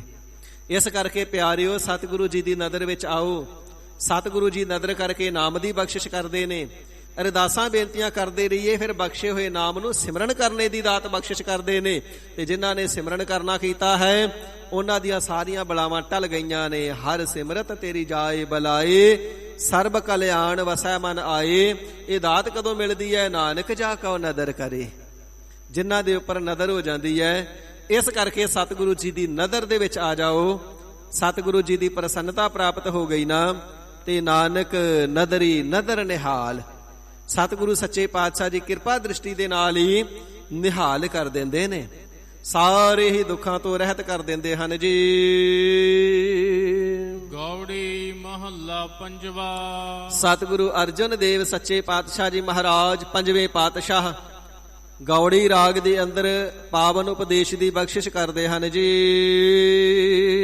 ਹਿਰਦੈ ਚਰਨ ਕਮਲ ਪ੍ਰਭ ਧਾਰੇ। ਸੋ ਗਰੀਬ ਨਿਵਾਜ ਸਤਿਗੁਰਾਂ ਦੇ ਪਾਸ ਜਗਿਆਸੂਆਂ ਨੇ ਆਪਣੇ ਹਿਰਦੇ ਦਾ ਜੋ ਵਲਵਲਾ ਹੈ ਉਹ ਪ੍ਰਗਟ ਕਰਨਾ ਕੀਤਾ ਹੈ। ਹੇ ਗਰੀਬ ਨਿਵਾਜ ਸਤਿਗੁਰੂ ਸੱਚੇ ਪਾਤਸ਼ਾਹ ਜੀ ਸੰਸਾਰ ਸਾਗਰ ਤੋਂ ਨਿਸਤਾਰਾ ਕਿਨਾਂ ਦਾ ਹੋਇਆ ਹੈ, ਕਿਉਂਕਿ ਜਿਹੜੇ ਅਭਿਲਾਸ਼ੀ ਹੁੰਦੇ ਨੇ ਨਾ, ਹਿਰਦੇ ਦੇ ਅੰਦਰ ਅਭਿਲਾਸ਼ਾ ਹੁੰਦੀ ਹੈ, ਜਾਂ ਇਵੇਂ ਕਹਿ ਲਈਏ ਜਿਹੜੇ ਜਗਿਆਸੂ ਹੁੰਦੇ ਨੇ ਹਿਰਦੇ ਦੇ ਅੰਦਰ ਜਗਿਆਸਾ ਹੁੰਦੀ ਹੈ ਕਿ ਸਤਿਗੁਰੂ ਸੱਚੇ ਪਾਤਸ਼ਾਹ ਜੀ ਦੇ ਮੁਬਾਰਕ ਚਰਨਾਂ ਵਿਖੇ ਆਏ ਆ ਤੇ ਕੁਝ ਉਪਦੇਸ਼ ਲੈ ਕੇ ਜਾਈਏ, ਕੁਝ ਸਿੱਖਿਆ ਗ੍ਰਹਿਣ ਕਰਕੇ ਜਾਈਏ। ਸਤਿਗੁਰੂ ਜੀ ਦੇ ਦਰ ਤੇ ਆ ਕਰਕੇ ਅੰਮ੍ਰਿਤ ਗੁਰਬਾਣੀ ਦੇ ਪਾਠ ਨੂੰ ਸਰਵਣ ਕਰਨਾ, ਸ੍ਰੀ ਮੁਖਵਾਕ ਨੂੰ ਸਰਵਣ ਕਰਨਾ, ਕੀਰਤਨ ਨੂੰ ਸਰਵਣ ਕਰਨਾ ਤੇ ਸਾਧ ਸੰਗਤ ਜੀ ਕਥਾ ਵਿਚਾਰਾਂ ਨੂੰ ਸਰਵਣ ਕਰਨਾ। ਭਾਵ ਕੀ ਹੈ? ਸਤਿਗੁਰੂ ਜੀ ਦਾ ਸਾਡੇ ਪ੍ਰਤੀ ਮੈਸੇਜ ਕੀ ਹੈ, ਉਪਦੇਸ਼ ਕੀ ਹੈ, ਸੰਦੇਸ਼ ਕੀ ਹੈ? ਸਤਿਗੁਰੂ ਜੀ ਦੀ ਬਾਣੀ ਸਰਵਣ ਕਰੀਏ ਪਤਾ ਲੱਗ ਜਾਵੇ, ਕੀਰਤਨ ਸਰਵਣ ਕਰੀਏ ਪਤਾ ਲੱਗ ਜਾਵੇ। ਤੇ ਸਾਡੀ ਹੋਸ਼ੀ ਮਤ ਹੈ, ਤੁਸ਼ ਬੁੱਧੀ ਹੈ, ਜੇ ਸਰਵਣ ਕਰਕੇ ਅਥਵਾ ਪੜ੍ਹ ਕੇ ਜਿੰਨਾ ਬਚਨਾਂ ਦਾ ਪਤਾ ਨਹੀਂ ਲੱਗਾ, ਸਤਿਗੁਰੂ ਜੀ ਦੇ ਗੁਹਜ ਸੰਦੇਸ਼ ਜੋ ਸਾਡੀ ਭੋਲੀ ਅਥਵਾ ਅਗਿਆਨੀ ਮਤ ਦੇ ਪੱਲੇ ਨਹੀਂ ਪੈਂਦੇ, ਸਮਝ ਨਹੀਂ ਪੈਂਦੇ ਹਨ, ਉਹ ਕਥਾ ਦੁਆਰਾ ਸਰਵਣ ਕਰੀਏ।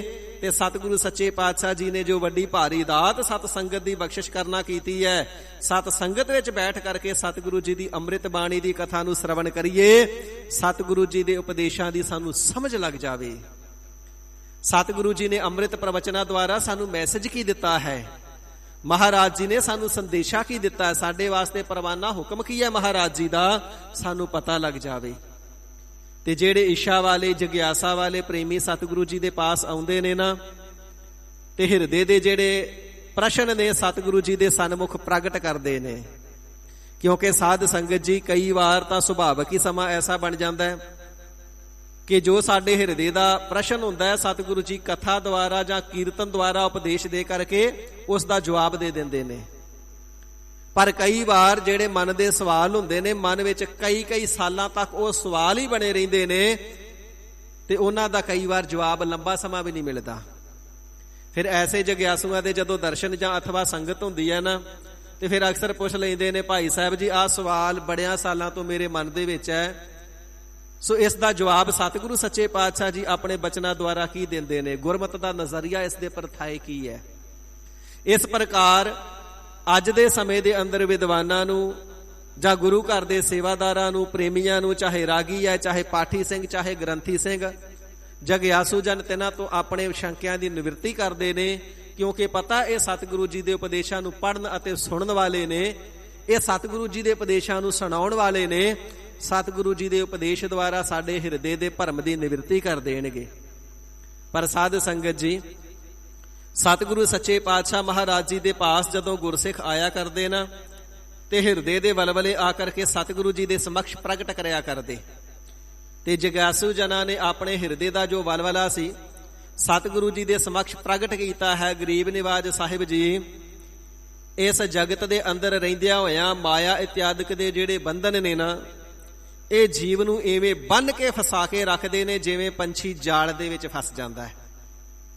ਤੇ ਪੰਛੀ ਦਾ ਇੱਕ ਪੈਰ ਜਾਲ ਦੇ ਵਿੱਚ ਫਸ ਜਾਵੇ, ਉਸ ਨੂੰ ਕੱਢਣ ਵਾਸਤੇ ਦੂਸਰਾ ਪੈਰ ਰੱਖ ਕੇ ਜਾਲ ਨੂੰ ਦਬਾ ਕਰਕੇ ਪਹਿਲਾ ਪੈਰ ਕੱਢਣ ਦਾ ਯਤਨ ਕਰਦਾ ਹੈ। ਉਹ ਪਹਿਲਾ ਤੇ ਨਹੀਂ ਨਿਕਲਦਾ, ਦੂਸਰਾ ਵੀ ਫਸ ਜਾਂਦਾ ਹੈ। ਦੂਸਰੇ ਨੂੰ ਕੱਢਣ ਦਾ ਯਤਨ ਕਰਦਾ ਹੈ ਤਾਂ ਵੀ ਨਹੀਂ ਨਿਕਲਦਾ, ਪਹਿਲੇ ਨੂੰ ਕੱਢਣ ਦਾ ਯਤਨ ਕਰਦਾ ਤਾਂ ਵੀ ਨਹੀਂ ਨਿਕਲਦਾ। ਮਹਾਰਾਜ ਐਸੀ ਹੀ ਸਾਡੇ ਮਨ ਦੀ ਹਾਲਤ ਹੈ। ਮਾਇਆ ਦਾ ਮੋਹ ਜਾਲ ਰੂਪ ਹੈ। ਸਾਡੇ ਮਨ ਦੇ ਫੁਰਨੇ ਰੂਪੀ ਜਿਹੜੇ ਪੈਰ ਨੇ ਜਾਲ ਦੇ ਵਿੱਚ ਫਸੇ ਪਏ ਨੇ। ਇੱਕ ਨੂੰ ਕੱਢਦੇ ਆ ਦੂਸਰਾ ਫੁਰਨਾ ਰੂਪੀ ਜਾਲ, ਤੇ ਦੂਸਰੇ ਨੂੰ ਛਡਾਉਣ ਦਾ ਯਤਨ ਕਰਦੇ ਤੇ ਪਹਿਲੇ ਦੀ ਪਕੜ ਮਜ਼ਬੂਤ ਹੋ ਜਾਂਦੀ ਹੈ। ਜਾਲ ਵਿੱਚ ਰੱਸੀ ਖਿੱਚੀ ਜਾਵੇ ਹੋਰ ਖਿੱਚ ਪੈ ਜਾਂਦੀ ਹੈ ਨਾ। ਇਸ ਪ੍ਰਕਾਰ ਮਹਾਰਾਜ ਸੱਚੇ ਪਾਤਸ਼ਾਹ ਜਿਵੇਂ ਜਿਵੇਂ ਛੁੱਟਣ ਦਾ ਯਤਨ ਕਰਦੇ ਆ ਤਿਵੇਂ ਤਿਵੇਂ ਵੱਜਦੇ ਹੀ ਜਾਂਦੇ ਆ। ਕੋਈ ਸਿਆਣਪ ਕੰਮ ਨਹੀਂ ਆਉਂਦੀ, ਕੋਈ ਵੀ ਚਤੁਰਾਈ ਇੱਥੇ ਮਹਾਰਾਜ ਸਾਨੂੰ ਛਡਾਉਣ ਦੇ ਵਿੱਚ ਸਮਰੱਥ ਨਹੀਂ। ਧੀਰਜ ਧਾਰੀ ਪਰਉਪਕਾਰੀ ਜੀ, ਇਸ ਕਰਕੇ ਆਪ ਜੀ ਦੇ ਚਰਨਾਂ ਵਿਖੇ ਅਰਜ਼ ਗੁਜ਼ਾਰੀਏ, ਮਹਾਰਾਜ ਸਾਡਾ ਨਿਸਤਾਰਾ ਕਿਵੇਂ ਹੋਵੇ। ਇਸ ਮੋਹ ਦੇ ਜਾਲ ਚੋਂ, ਵਿਕਾਰਾਂ ਦੇ ਜਾਲ ਚੋਂ, ਅਵਿਦਿਆ ਦੇ ਜੰਜਾਲ ਚੋਂ ਗਰੀਬ ਨਿਵਾਜ ਅਸੀਂ ਕਿਵੇਂ ਛੁੱਟ ਜਾਈਏ। ਤੇ ਕੈਸੇ ਉਹ ਗੁਰਮੁਖ ਹੁੰਦੇ ਨੇ ਜਿਨ੍ਹਾਂ ਦਾ ਨਿਸਤਾਰਾ ਹੋ ਜਾਂਦਾ ਹੈ। ਤੇ ਸਤਿਗੁਰੂ ਅਰਜਨ ਦੇਵ ਸਾਹਿਬ ਜੀ ਮਹਾਰਾਜ ਪਰਮ ਗਿਆਨੀ, ਬ੍ਰਹਮ ਗਿਆਨ ਦੇ ਦਾਤੇ, ਅੰਮ੍ਰਿਤਮਈ ਉਪਦੇਸ਼ਾਂ ਦੁਆਰਾ ਫਰਮਾਨ ਕਰਦੇ ਨੇ ਕਿ ਹਿਰਦੈ ਚਰਨ ਕਮਲ ਪ੍ਰਭ ਧਾਰੇ। ਪਿਆਰਿਓ, ਜਿਸ ਵੀ ਜਗਿਆਸੂ ਨੇ ਸਤਿਗੁਰੂ ਜੀ ਦੇ ਉਪਦੇਸ਼ ਦੁਆਰਾ ਹਰੀ ਅਕਾਲ ਪੁਰਖ ਵਾਹਿਗੁਰੂ ਜੀ ਦੇ ਨਾਮ ਰੂਪੀ ਚਰਨ ਕਮਲਾਂ ਨੂੰ ਆਪਣੇ ਹਿਰਦੇ ਦੇ ਅੰਦਰ ਧਾਰਨ ਕਰਨਾ ਕੀਤਾ ਹੈ, ਕਿਉਂਕਿ ਨਾਮ ਵੀ ਵਾਹਿਗੁਰੂ ਜੀ ਦੇ ਚਰਨ ਨੇ, ਚਿਤ ਚਰਨ ਨਾਮ। ਤੇ ਜਿਹੜਾ ਨਾਮ ਹੈ ਸਤਿਗੁਰੂ ਜੀ ਦੇ ਉਪਦੇਸ਼ ਤੋਂ ਬਿਨਾਂ ਹਿਰਦੇ 'ਚ ਨਹੀਂ ਨਾ ਵਸ ਸਕਦਾ, ਕਿਉਂਕਿ ਨਾਮ ਦੇ ਤਾਂ ਦਾਤੇ ਹੀ ਸਤਿਗੁਰੂ ਜੀ ਨੇ। ਤੇ ਪੂਰੇ ਸਤਿਗੁਰੂ ਜੀ ਹੀ ਨਾਮ ਦੇ ਸਕਦੇ ਨੇ, ਹੋਰ ਕੋਈ ਕੱਚਾ ਪਿੱਲਾ ਅੱਧਾ ਅਧੂਰਾ ਨਹੀਂ। ਸਤਿਗੁਰ ਪੂਰਾ ਨਾਮ ਦੀਆ। ਜਿਨ੍ਹਾਂ ਜਗਿਆਸੂਆਂ ਨੂੰ ਪੂਰੇ ਸਤਿਗੁਰੂ ਜੀ ਨੇ ਕਿਰਪਾਲਤਾ ਕਰਕੇ ਨਾਮ ਦੀ ਦਾਤ ਬਖਸ਼ਿਸ਼ ਕਰਨਾ ਕੀਤੀ, ਉਹਨਾਂ ਨੇ ਆਪਣੇ ਹਿਰਦੇ ਦੇ ਅੰਦਰ ਪ੍ਰਤੱਖ ਸਤਿਗੁਰੂ ਜੀ ਦੇ ਚਰਨ ਕਮਲਾਂ ਨੂੰ ਧਾਰਨ ਕਰਨਾ ਕੀਤਾ ਹੈ, ਅਧਿਸ਼ਠਾਨ ਰੂਪੀ ਚਰਨਾਂ ਨੂੰ ਧਾਰਨ ਕੀਤਾ ਹੈ, ਅਥਵਾ ਸਤਿਗੁਰੂ ਜੀ ਦੇ ਅੰਮ੍ਰਿਤ ਪ੍ਰਵਚਨਾਂ ਦੁਆਰਾ ਆਪਣੇ ਹਿਰਦੇ ਦੇ ਅੰਦਰ ਪ੍ਰਭੂ ਜੀ ਦੇ ਨਾਮ ਰੂਪੀ ਚਰਨ ਕਮਲਾਂ ਨੂੰ ਜਦੋਂ ਧਾਰਿਆ ਹੈ। ਪੂਰੇ ਸਤਿਗੁਰ ਮਿਲ ਨਿਸਤਾਰੇ। ਹਰੀ ਅਕਾਲ ਪੁਰਖ ਵਾਹਿਗੁਰੂ ਜੀ ਨੇ ਕਿਰਪਾ ਕੀਤੀ ਤਾਂ ਪੂਰੇ ਸਤਿਗੁਰ ਮਿਲ, ਤਾਂ ਪੂਰੇ ਸਤਿਗੁਰੂ ਜੀ ਦੇ ਨਾਲ ਮਿਲਾਪ ਹੋਇਆ। ਅਕਾਲ ਪੁਰਖ ਵਾਹਿਗੁਰੂ ਜੀ ਦੀ ਕਿਰਪਾ ਤੋਂ ਬਿਨਾਂ ਪੂਰੇ ਸਤਿਗੁਰੂ ਜੀ ਦੀ ਪ੍ਰਾਪਤੀ ਨਹੀਂ ਹੁੰਦੀ। ਪੂਰੇ ਸਤਿਗੁਰੂ ਜੀ ਦੀ ਪ੍ਰਾਪਤੀ ਤੋਂ ਬਿਨਾਂ ਨਾਮ ਪ੍ਰਾਪਤ ਨਹੀਂ ਹੁੰਦਾ। ਤੇ ਜਦੋਂ ਨਾਮ ਪ੍ਰਾਪਤ ਹੀ ਨਹੀਂ ਤੇ ਸਾਧ ਸੰਗਤ ਜੀ ਹਿਰਦੇ ਵਿੱਚ ਵਸੇਗਾ ਕਿਵੇਂ? ਇਹ ਗੁਰ ਪਰਮੇਸ਼ਰ ਤੇ ਪਾਰ ਬ੍ਰਹਮ ਪਰਮੇਸ਼ਰ ਜੀ ਦੀ ਅਭੇਦਤਾ ਹੈ। ਪਰਮਾਤਮਾ ਜੀ ਪਰਮੇਸ਼ਰ ਜੀ ਨਦਰ ਕਰਦੇ ਨੇ ਤੇ ਸਤਿਗੁਰੂ ਜੀ ਦੇ ਨਾਲ ਮਿਲਾਉਂਦੇ ਨੇ। ਸਤਿਗੁਰੂ ਜੀ ਨਦਰ ਕਰਦੇ ਨੇ ਤੇ ਉਪਦੇਸ਼ ਦੇ ਕਰਕੇ ਹਿਰਦੇ ਵਿੱਚ ਵਾਹਿਗੁਰੂ ਜੀ ਦਾ ਨਾਮ ਵਸਾਉਂਦੇ ਨੇ। ਤੇ ਗਰੀਬ ਨਿਵਾਜ ਸਾਹਿਬ ਜੀ ਫਰਮਾਨ ਕਰਦੇ ਨੇ, ਫਿਰ ਪੂਰੇ ਸਤਿਗੁਰ ਮਿਲ। ਜਦੋਂ ਪੂਰੇ ਸਤਿਗੁਰੂ ਜੀ ਨੂੰ ਹਰੀ ਅਕਾਲ ਪੁਰਖ ਵਾਹਿਗੁਰੂ ਜੀ ਦੀ ਨਦਰ ਦੁਆਰਾ ਜੀਵ ਮਿਲਿਆ, ਪੂਰੇ ਸਤਿਗੁਰ ਮਿਲ। ਜਦੋਂ ਜਗਿਆਸੂ ਪੂਰੇ ਸਤਿਗੁਰੂ ਜੀ ਨੂੰ ਮਿਲਿਆ ਤੇ ਪੂਰੇ ਸਤਿਗੁਰੂ ਜੀ ਦੇ ਪਾਸੋਂ ਜੀਵ ਨੂੰ ਮਿਲ ਉਪਦੇਸ਼ ਮਿਲਿਆ, ਨਾਮ ਮਿਲਿਆ। ਤੇ ਜਦੋਂ ਨਾਮ ਨੂੰ ਹਿਰਦੇ ਦੇ ਅੰਦਰ ਧਾਰਨਾ ਕੀਤਾ ਤੇ ਪੂਰੇ ਸਤਿਗੁਰੂ ਜੀ ਨੇ ਕਿਰਪਾ ਕਰਕੇ ਨਿਸਤਾਰੇ, ਸੰਸਾਰ ਸਾਗਰ ਤੋਂ ਤਿੰਨਾਂ ਦਾ ਨਿਸਤਾਰਾ ਕਰ ਦਿੱਤਾ ਹੈ, ਪਾਰ ਉਤਾਰਾ ਕਰ ਦਿੱਤਾ ਹੈ। ਭਾਵ ਪੂਰੇ ਸਤਿਗੁਰੂ ਜੀ ਨਾਮ ਬਖਸ਼ ਕਰਕੇ ਵਾਹਿਗੁਰੂ ਜੀ ਦੀ ਬੰਦਗੀ ਕਰਾ ਕਰਕੇ ਸੰਸਾਰ ਸਾਗਰ ਤੋਂ ਤਾਰਨ ਦੇ ਸਮਰੱਥ ਹਨ। ਜੀਵਾਂ ਨੂੰ ਤਾਰਦੇ ਹਨ, ਬੇਅੰਤਾਂ ਨੂੰ ਤਾਰਿਆ ਤੇ ਅੱਗੇ ਨਿਸਤਾਰੇ ਸਦਾ ਤਾਰਦੇ ਹੀ ਰਹਿਣਗੇ। ਗੋਵਿੰਦ ਗੁਣ ਗਾਵਹੁ ਮੇਰੇ ਭਾਈ। ਹੇ ਮੇਰੇ ਭਾਈ, ਮੇਰੇ ਭਰਾਤਾ ਜੀ, ਜਗਿਆਸੂ ਜਨੋ, ਚੇਤਨ ਪ੍ਰਮਾਤਮਾ ਜੀ ਦੀ ਅੰਸ਼ ਹੋਣ ਕਰਕੇ ਜਗਿਆਸੂਆਂ ਨੂੰ ਭਾਈ ਆਖਿਆ ਹੈ। ਗੋਵਿੰਦ ਗੁਣ ਗਾਵਹੁ, ਗੋਵਿੰਦ ਜੋ ਸਾਰੀ ਸ੍ਰਿਸ਼ਟੀ ਦੇ ਪ੍ਰਤਪਾਲਕ, ਪੈਦਾ ਕਰਤਾ, ਭਰਤਾ ਤੇ ਹਰਤਾ ਵਾਹਿਗੁਰੂ ਜੀ ਹੈ ਨਾ। ਸਤਿਗੁਰੂ ਜੀ ਦੇ ਉਪਦੇਸ਼ ਦੁਆਰਾ ਐਸੇ ਗੋਵਿੰਦ ਜੀ ਦੇ ਗੁਣਾਂ ਨੂੰ, ਪ੍ਰਮਾਤਮਾ ਵਾਹਿਗੁਰੂ ਜੀ ਦੇ ਗੁਣਾਂ ਨੂੰ ਸਦਾ ਹੀ ਆਪਣੀ ਰਸਨਾ ਦੇ ਨਾਲ ਗਾਇਨ ਕਰਦੇ ਰਹੋ। ਵਾਹਿਗੁਰੂ ਜੀ ਦੇ ਨਾਮ ਦਾ ਸਿਮਰਨ ਰਸਨਾ ਤੋਂ, ਜ਼ੁਬਾਨ ਤੋਂ ਕਦੇ ਭੁੱਲ ਨਾ ਜਾਵੇ ਤੇ ਇਸ ਨੂੰ ਗਾਉਂਦੇ ਹੀ ਰਹੋ। ਹਿਰਦੇ ਦੇ ਅੰਦਰ ਵੀ ਹਰੀ ਅਕਾਲ ਪੁਰਖ ਵਾਹਿਗੁਰੂ ਜੀ ਦੇ ਗੁਣਾਂ ਨੂੰ ਗਾਉਂਦੇ ਹੀ ਰਹੋ ਤੇ ਸਤਿਗੁਰੂ ਜੀ ਦੇ ਉਪਦੇਸ਼ ਦੁਆਰਾ ਗੁਰਮੁਖਾਂ ਦੀ ਨਿਆਈ ਧਿਆਉਂਦੇ ਰਹੋ, ਗੁਰਮੁਖਾਂ ਦੀ ਨਿਆਈ ਗਾਉਂਦੇ ਰਹੋ, ਜਪਦੇ ਰਹੋ। ਮਹਾਰਾਜ ਗੁਰਮੁਖ ਕਿਵੇਂ ਜਪਦੇ ਨੇ, ਉਹਨਾਂ ਦੀ ਕੋਈ ਹੋਰ ਵਿਧੀ ਹੈ ਤੇ ਹਜ਼ੂਰ ਫਰਮਾਉਂਦੇ ਨੇ, ਗੁਰਮੁਖ ਰੋਮ ਰੋਮ ਹਰਿ ਧਿਆਵੈ। ਭਾਈ ਜਿਹੜੇ ਗੁਰਮੁਖ ਨੇ ਨਾ, ਜਿੱਥੇ ਜ਼ੁਬਾਨ ਨਾਲ ਜਪਦੇ ਨੇ, ਹਿਰਦੇ ਕਰਕੇ ਜਪਦੇ ਨੇ, ਸਰੀਰ ਦੇ ਉੱਪਰ ਜਿਤਨੇ 3.5 ਕਰੋੜ ਰੋਮ ਕਹੇ ਜਾਂਦੇ ਨੇ, ਉਹ ਰੋਮ ਰੋਮ ਕਰਕੇ ਵੀ ਜਪਦੇ ਨੇ। ਇਸ ਕਰਕੇ ਗੁਰਮੁਖਾਂ ਵਾਂਗੂ ਰਸਨਾ ਕਰਕੇ, ਮਨ ਕਰਕੇ ਤੇ ਰੋਮ ਰੋਮ ਕਰਕੇ ਵਾਹਿਗੁਰੂ ਜੀ ਦੇ ਗੁਣਾਂ ਨੂੰ ਹੀ ਸਦਾ ਗਾਉਂਦੇ ਰਹੋ। ਮਿਲ ਸਾਧੂ ਹਰ ਨਾਮ ਧਿਆਈ। ਹੇ ਸਤਿਗੁਰੂ ਜੀ, ਇਤਨਾ ਜ਼ਿਆਦਾ ਨਾਮ ਜਪਣੇ ਦੀ ਦਾਤ ਸਾਨੂੰ ਕਿਵੇਂ ਪ੍ਰਾਪਤ ਹੋਵੇਗੀ? ਅਸੀਂ ਤੇ ਅਲਪੱਗ ਜਏ, ਅਗਿਆਨੀ ਜਏ, ਝੱਲੇ ਜਏ, ਕਮਲੇ ਜਏ, ਮਾਇਆ ਦੇ ਮੋਹ ਦੇ ਮਾਰੇ ਹੋਏ ਜੀਵਾਂ। ਮਹਾਰਾਜ ਇਹ 8 ਪਹਿਰ ਨਾਮ ਜਪਣਾ, ਰੋਮ ਰੋਮ ਕਰਕੇ ਨਾਮ ਜਪਣਾ ਵੱਡੀਆਂ ਭਾਰੀਆਂ ਦਾਤਾਂ ਨੇ। ਮਹਾਰਾਜ ਅਸੀਂ ਤੇ ਸੋਚਦੇ ਵੀ ਆ ਤੇ ਸਾਡੇ ਮਨ ਦੀ ਸੋਚ ਉਥੇ ਤੱਕ ਸ਼ਰਧਾ ਹੀ ਨਹੀਂ ਧਾਰਨ ਕਰਦੀ। ਸਾਡੇ ਮਨ ਵਿੱਚ ਬਹੁਤਾਤ ਕਰਕੇ ਭਰੋਸਾ ਹੀ ਨਹੀਂ ਆਉਂਦਾ ਕਿ ਅਸੀਂ ਰੋਮ ਰੋਮ ਕਰਕੇ ਨਾਮ ਜਪ ਸਕਦੇ ਹਾਂ। ਇਵੇਂ ਪ੍ਰਤੀਤ ਹੁੰਦਾ ਇਵੇਂ ਤੇ ਸਾਧੂ ਹੀ ਜਪਦੇ ਹੋਣਗੇ, ਮਹਾਤਮਾ ਹੀ ਜਪਦੇ ਹੋਣਗੇ, ਬ੍ਰਹਮ ਗਿਆਨੀ ਜਪਦੇ ਹੋਣਗੇ। ਸਾਡੇ ਵਰਗੇ ਕੀਟ, ਸਾਡੇ ਵਰਗੇ ਤੁੱਛ ਜੀਵਾਂ ਤੋਂ ਕਿੱਥੇ ਰੋਮ ਰੋਮ ਕਰਕੇ ਜਪਿਆ ਜਾਣਾ। ਮਹਾਰਾਜ ਹਿਰਦਾ ਇਸ ਗੱਲ ਦਾ ਭਰੋਸਾ ਹੀ ਨਹੀਂ ਧਾਰਦਾ ਕਿ ਅਸੀਂ ਰੋਮ ਰੋਮ ਕਰਕੇ ਜਪ ਲਵਾਂਗੇ। ਹਜ਼ੂਰ ਫਰਮਾਉਂਦੇ, ਭਾਈ ਜਪ ਸਕਦੇ ਹੋ ਜੀ। ਕਿਵੇਂ ਜਪ ਸਕਦੇ ਹਾਂ? ਤੇ ਸਤਿਗੁਰੂ ਜੀ ਬਚਨ ਕਰਦੇ ਨੇ, ਮਿਲ ਸਾਧੂ। ਸਾਧੂ ਤੋਂ ਭਾਵ ਹੈ ਸ਼ਾਂਤ ਆਤਮਾ। ਸ਼ਾਂਤ ਆਤਮਾ ਪੂਰੇ ਸਤਿਗੁਰੂ ਜੀ ਦੇ ਨਾਲ ਮਿਲ ਕਰਕੇ ਹਰ ਨਾਮ ਧਿਆਈ। ਜਿਨ੍ਹਾਂ ਬ੍ਰਹਮ ਗਿਆਨੀਆਂ ਨੇ ਰੋਮ ਰੋਮ ਕਰਕੇ ਜਪਿਆ ਹੈ, ਜਿਨ੍ਹਾਂ ਸੰਤਾਂ ਨੇ, ਜਿਨ੍ਹਾਂ ਭਗਤਾਂ ਨੇ, ਜਿਨ੍ਹਾਂ ਮਹਾਤਮਾ ਨੇ ਰੋਮ ਰੋਮ ਕਰਕੇ ਜਪਿਆ ਪਿਆਰਿਓ, ਉਹਨਾਂ ਨੇ ਸ਼ਾਂਤ ਆਤਮਾ ਸਤਿਗੁਰੂ ਜੀ ਦੇ ਮਿਲਾਪ ਕਰਕੇ ਜਪਿਆ ਹੈ।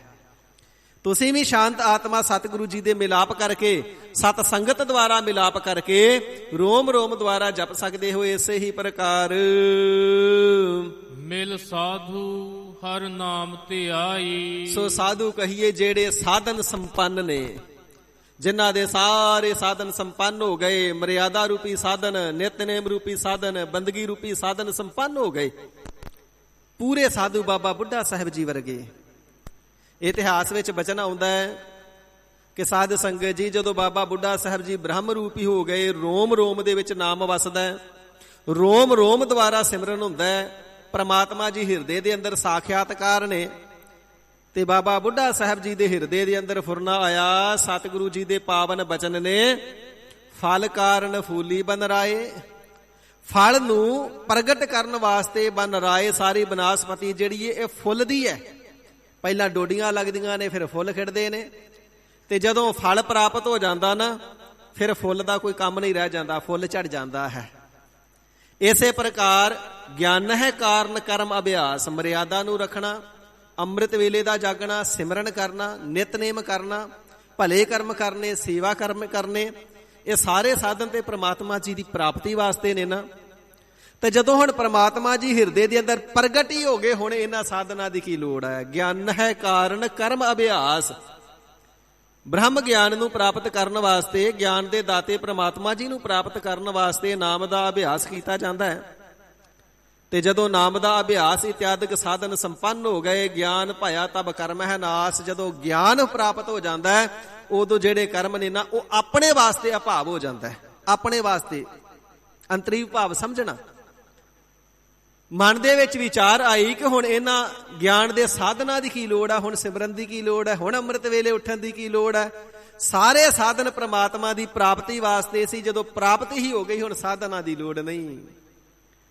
ਤੇ ਸਤਿਗੁਰੂ ਅਰਜਨ ਦੇਵ ਸੱਚੇ ਪਾਤਸ਼ਾਹ ਜੀ ਨੇ ਫਿਰ ਬਚਨ ਕਰਨਾ ਕੀਤਾ, ਬਾਬਾ ਬੁੱਢਾ ਸਾਹਿਬ ਜੀ ਤੁਸੀਂ ਸੱਚ ਪਏ ਆਖਦੇ ਹੋ, ਹੁਣ ਤੁਹਾਨੂੰ ਇਹਨਾਂ ਸਾਧਨਾਂ ਦੀ ਲੋੜ ਨਹੀਂ, ਆਪਣੇ ਵਾਸਤੇ ਲੋੜ ਨਹੀਂ ਪਰ ਦੂਜਿਆਂ ਵਾਸਤੇ ਲੋੜ ਹੈ। ਜੇ ਤੁਸੀਂ ਅੰਮ੍ਰਿਤ ਵੇਲੇ ਨਹੀਂ ਨਾ ਉੱਠੋਗੇ ਤੇ ਵੇਖਣ ਵਾਲਿਆਂ ਦੇ ਮਨ ਵਿੱਚ ਆਵੇਗਾ ਬਾਬਾ ਬੁੱਢਾ ਸਾਹਿਬ ਜੀ ਏਡੇ ਵੱਡੇ ਸਿੱਖ ਨੇ, ਜੇ ਉਹ ਅੰਮ੍ਰਿਤ ਵੇਲੇ ਨਹੀਂ ਉੱਠਦੇ ਤੇ ਸਾਨੂੰ ਕੀ ਲੋੜ ਹੈ। ਬਾਬਾ ਬੁੱਢਾ ਸਾਹਿਬ ਜੀ ਇੰਨੇ ਵੱਡੇ ਬ੍ਰਹਮ ਗਿਆਨੀ ਨੇ, ਵੱਡਿਆਂ ਸਤਿਗੁਰਾਂ ਦੀ ਤਿਨਾਂ ਨੇ ਬਖਸ਼ਿਸ਼ ਪ੍ਰਾਪਤ ਕੀਤੀ ਹੈ, ਚਰਨਾਂ ਦੀ ਸੇਵਾ ਕਰਕੇ ਵਡਭਾਗੇ ਬਣੇ ਨੇ। ਜਿਵੇਂ ਰਾਜੇ ਦੇ ਪਾਸ ਵਜ਼ੀਰ ਦੀ ਪਦਵੀ ਹੁੰਦੀ ਏ, ਇਵੇਂ ਸਤਿਗੁਰੂ ਜੀ ਦੇ ਪਾਸ ਬਾਬਾ ਬੁੱਢਾ ਸਾਹਿਬ ਜੀ ਦੀ ਪਦਵੀ ਏ।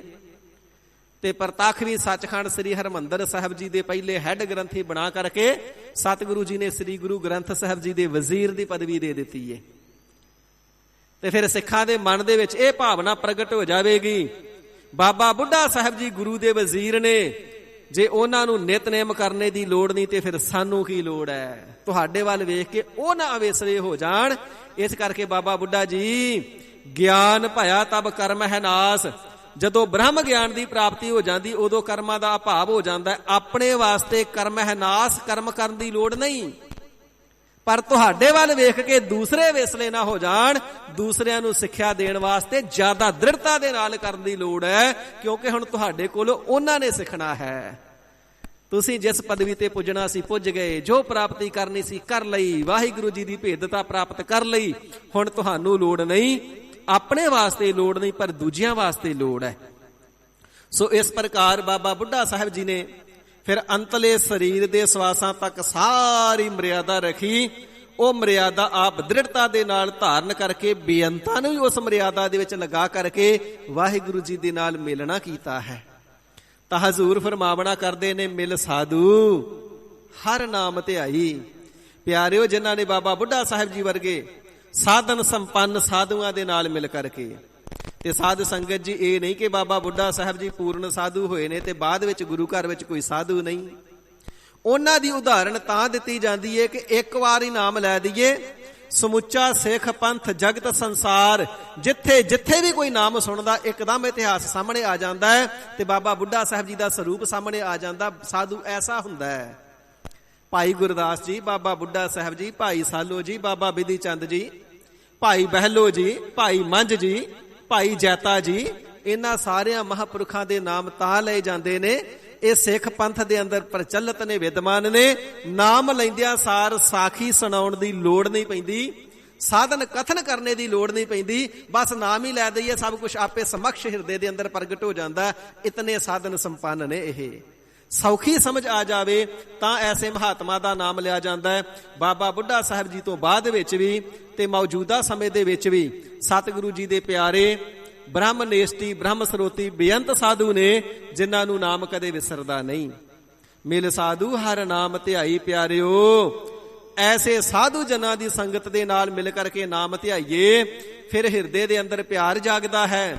ਫਿਰ ਐਸਾ ਹਿਰਦੇ ਨੂੰ ਰੰਗ ਲੱਗ ਜਾਂਦਾ, ਪਿਆਰ ਲੱਗ ਜਾਂਦਾ ਹੈ। ਵਾਹਿਗੁਰੂ ਜੀ ਦੇ ਨਾਮ ਦਾ ਸਿਮਰਨ ਵਿਸਰਦਾ ਹੀ ਨਹੀਂ ਹੈ, ਅਥਵਾ ਵਿਸਾਰਿਆ ਹੀ ਨਹੀਂ ਜਾਂਦਾ। ਇਸ ਕਰਕੇ ਜੇ 8 ਪਹਿਰ ਵਾਹਿਗੁਰੂ ਜੀ ਦੇ ਗੁਣ ਗਾਵਨੇ ਨੇ, ਗੋਬਿੰਦ ਗੁਣ ਗਾਵਹੋ ਮੇਰੇ ਭਾਈ। ਹੇ ਮੇਰੇ ਭਾਈ ਭਰਾਤਾ ਜੀ, ਗੋਬਿੰਦ ਜੀ ਦੇ ਗੁਣ 8 ਪਹਿਰ ਗਾਵੋ ਜੀ। ਕਿਵੇਂ ਗਾਈਏ? ਸਾਧੂਆਂ ਨਾਲ ਮਿਲ ਕੇ ਗਾਓ, ਫਿਰ ਹਿਰਦੇ ਦੇ ਅੰਦਰ ਪਿਆਰ ਜਾਗੇਗਾ ਤੇ 8 ਪਹਿਰ ਪ੍ਰਮਾਤਮਾ ਜੀ ਦੇ ਨਾਮ ਨੂੰ ਧਿਆਵਣਾ ਕਰੋਗੇ। ਸਾਧੂਆਂ ਦੀ ਸੰਗਤ ਵਿੱਚ ਮਿਲ ਕਰਕੇ, ਸਤ ਸੰਗਤ ਦੇ ਨਾਲ ਮਿਲ ਕਰਕੇ ਧਿਆਓ। ਹਰ ਵੇਲੇ ਨਾਮ ਜਪਣ ਦਾ ਪਿਆਰ ਹਿਰਦੇ ਦੇ ਅੰਦਰ ਸੁਭਾਵਕ ਹੀ ਪ੍ਰਾਪਤ ਹੋ ਜਾਵੇਗਾ। ਜਿਵੇਂ ਸੂਰਜ ਚੜ੍ਹਦਾ ਤੇ ਪ੍ਰਕਾਸ਼ ਸੁਭਾਵਕ ਹੀ ਹੋ ਜਾਂਦਾ ਹੈ, ਦੀਵਾ ਬਲਦਾ ਤੇ ਪ੍ਰਕਾਸ਼ ਸੁਭਾਵਕ ਹੀ ਹੋ ਜਾਂਦਾ ਹੈ, ਚੰਦ ਆਕਾਸ਼ ਵਿੱਚ ਚੜ੍ਹਦਾ ਹੈ ਤੇ ਠੰਡ ਸੁਭਾਵਕ ਹੀ ਹੋ ਜਾਂਦੀ ਹੈ। ਇਸ ਪ੍ਰਕਾਰ ਸਤ ਸੰਗਤ ਨਾਲ ਮਿਲ ਕਰਕੇ, ਸਾਧੂ ਜਨਾਂ ਦੀ ਸੰਗਤ ਨਾਲ ਮਿਲ ਕਰਕੇ ਜਪੋਗੇ ਤੇ ਸੁਭਾਵਕ ਹੀ ਨਾਮ ਦੇ ਰਸੀਏ ਬਣ ਜਾਵੋਗੇ, 8 ਪਹਿਰ ਧਿਆਉਣ ਵਾਲੇ ਹੋ ਜਾਓਗੇ। ਰਹਾਉ ਵਿਸਰਾਮ ਦੇ ਕਰਕੇ ਸਾਹਿਬ ਜੀ ਫਰਮਾਨ ਕਰਨਾ ਕਰਦੇ ਹਨ ਜੀ। ਦੁਰਲਭ ਦੇਹ ਹੋਈ ਪਰਵਾਨ, ਫਿਰ ਨਾਮ ਜਪਣੇ ਦੇ ਨਾਲ, ਵਾਹਿਗੁਰੂ ਜੀ ਦੀ ਬੰਦਗੀ ਕਰਨੇ ਦੇ ਨਾਲ ਜਿਹੜੀ ਇਹ ਦੁਰਲੱਭ ਦੇਹ ਦੁਰਲੱਭ ਹੈ, ਸੌਖੇ ਹੱਥ ਨਹੀਂ ਆਉਂਦੀ। ਇਸ ਦੇਹੀ ਕਉ ਸਿਮਰਹਿ ਦੇਵ, ਇਸ ਦੇਹੀ ਨੂੰ ਪ੍ਰਾਪਤ ਕਰਨ ਵਾਸਤੇ ਤਾਂ ਦੇਵਤੇ ਵੀ ਜੋਦੜੀਆਂ ਕਰਦੇ ਨੇ, ਅਰਦਾਸਾਂ ਬੇਨਤੀਆਂ ਕਰਦੇ ਨੇ, ਲੋਚਦੇ ਨੇ, ਚਾਹੁੰਦੇ ਨੇ ਮਨੁੱਖਾ ਦੇਹੀ ਮਿਲ ਜਾਵੇ ਤੇ ਨਾਮ ਜਪ ਕੇ ਮੁਕਤ ਹੋ ਜਾਈਏ। ਜੀ ਦੇਵਤੇ ਦੇਹੀ ਕਿਉਂ ਚਾਹੁੰਦੇ ਨੇ? ਕਿਉਂਕਿ ਦੇਵਤਿਆਂ ਨੂੰ ਵੀ ਸ਼ਕਤੀਆਂ ਪ੍ਰਾਪਤ ਨੇ, ਮਾਇਆ ਪ੍ਰਾਪਤ ਹੈ, ਰਿੱਧੀਆਂ ਸਿੱਧੀਆਂ ਪ੍ਰਾਪਤ ਨੇ, ਪਰ ਮੁਕਤੀ ਪ੍ਰਾਪਤ ਨਹੀਂ। ਮੁਕਤੀ ਕੇਵਲ ਤਾਂ ਕੇਵਲ ਮਨੁੱਖਾ ਦੇਹੀ ਪ੍ਰਾਪਤ ਕਰਕੇ, ਬੰਦਗੀ ਕਰਕੇ ਹੀ ਮਿਲਦੀ ਹੈ। ਇਸ ਕਰਕੇ ਦੇਵਤੇ ਵੀ ਮਨੁੱਖਾ ਦੇਹੀ ਨੂੰ ਪ੍ਰਾਪਤ ਕਰਨਾ ਲੋਚਦੇ ਨੇ। ਤੇ ਜਿਨ੍ਹਾਂ ਦੀਆਂ ਸਾਧ ਸੰਗਤ ਜੀ ਅਰਦਾਸਾਂ ਬੇਨਤੀਆਂ ਪ੍ਰਵਾਨ ਹੋ ਗਈਆਂ ਨਾ, ਫਿਰ ਉਹਨਾਂ ਦੇਵਤਿਆਂ ਨੇ ਵੀ ਸਤਿਗੁਰੂ ਜੀ ਦੇ ਸਮੇਂ ਵੀ ਤੇ ਮੌਜੂਦਾ ਸਮੇਂ ਵੀ ਵਿਰਲੇ ਵਿਰਲੇ ਕਿਧਰੇ ਐਸੇ ਦਰਸ਼ਨ ਹੋ ਜਾਂਦੇ ਨੇ, ਦੇਵਤੇ ਮਨੁੱਖਾ ਦੇਹੀ ਧਾਰਨ ਕਰਕੇ ਸਤਿਗੁਰੂ ਜੀ ਦੀ ਬਾਣੀ ਨੂੰ ਪੜ੍ਹ ਕੇ, ਪੰਜ ਪਿਆਰਿਆਂ ਦੇ ਪਾਸੋਂ ਅੰਮ੍ਰਿਤ ਛਕ ਕੇ ਗੁਰੂ ਵਾਲੇ ਬਣ ਕੇ ਤੇ ਬਾਣੀ ਪੜ੍ਹਦੇ ਨੇ ਤਾਂ ਕਿ ਮੁਕਤ ਹੋ ਜਾਈਏ। ਗੁਰੂ ਕਾਲ ਦੇ ਸਮੇਂ ਬੇਅੰਤ ਗੁਰਸਿੱਖ ਐਸੇ ਹੋਏ ਜਿਹੜੇ ਦੇਵਤੇ ਸਤਿਗੁਰੂ ਜੀ ਦੇ ਸਿੱਖ ਬਣ ਕੇ ਆਏ ਤੇ ਬਾਣੀ ਪੜ੍ਹ ਕੇ ਮੁਕਤ ਹੋਏ ਤੇ ਸੂਰਬੀਰਤਾ ਦੇ ਕਰਤੱਵ ਵੀ ਤਿੰਨਾਂ ਨੇ ਦਿਖਾਏ। ਹਜ਼ੂਰ ਫਰਮਾਨ ਕਰਦੇ ਨੇ, ਜਿਹੜੀ ਦੇਹੀ ਦੇਵਤਿਆਂ ਵਾਸਤੇ ਵੀ ਦੁਰਲੱਭ ਹੈ, 84 ਲੱਖ ਜੂਨੀਆਂ ਦੇ ਵਿੱਚੋਂ ਦੁਰਲੱਭ ਸਭ ਤੋਂ ਵੱਡੇ ਮਹਾਤਮ ਵਾਲੀ ਹੈ, ਵੱਡੀ ਭਾਰੀ ਮਹਿਮਾ ਵਾਲੀ ਹੈ, ਉਹ ਫਿਰ ਨਾਮ ਜਪਣ ਦੇ ਨਾਲ ਹੋਈ ਪ੍ਰਵਾਨ। ਵਾਹਿਗੁਰੂ ਜੀ ਦੇ ਦਰ ਤੇ ਪ੍ਰਵਾਨ ਹੋ ਗਈ। ਵਾਹਿਗੁਰੂ ਜੀ ਦੇ ਦਰ ਤੇ ਉਹ ਜਿਹੜੇ ਜੀਵ ਸਨ ਸੁਰਖਰੂ ਹੋ ਕਰਕੇ, ਉਜਲ ਮੁਖ ਲੈ ਕਰਕੇ ਗਏ। ਸਤਿਗੁਰ ਤੇ ਪਾਇਆ ਨਾਮ ਨੀਸਾਨ, ਜਿਨ੍ਹਾਂ ਨੇ ਸਤਿਗੁਰੂ ਜੀ ਦੇ ਪਾਸੋਂ ਨਾਮ ਰੂਪੀ ਪਰਵਾਨਾ ਪ੍ਰਾਪਤ ਕਰ ਲਿਆ। ਪਰਵਾਨੇ ਤੋਂ ਭਾਵ ਹੈ ਹੁਕਮ। ਵਾਹਿਗੁਰੂ ਜੀ ਦਾ ਹੁਕਮ ਜਿਸ ਦੇ ਹਿਰਦੇ ਦੇ ਅੰਦਰ ਵਸ ਗਿਆ, ਪਰਵਾਨਾ ਜਿਸ ਦੇ ਹਿਰਦੇ ਦੇ ਅੰਦਰ ਵਸ ਗਿਆ, ਸਾਰੇ ਮਾਰਗ ਉਸ ਦੇ ਵਾਸਤੇ ਖੁੱਲ ਜਾਂਦੇ ਨੇ। ਮੁਕਤ ਦੁਆਰਾ ਮੋਕਲਾ ਸਹਜੇ ਆਵਾਓ ਜਾਓ। ਮੁਕਤੀ ਦਾ ਦੁਆਰਾ ਬ੍ਰਹਮ ਗਿਆਨ ਵੀ ਤਿਸ ਨੂੰ ਪ੍ਰਾਪਤ ਨਾਮ ਦੁਆਰਾ ਹੀ ਹੁੰਦਾ ਹੈ।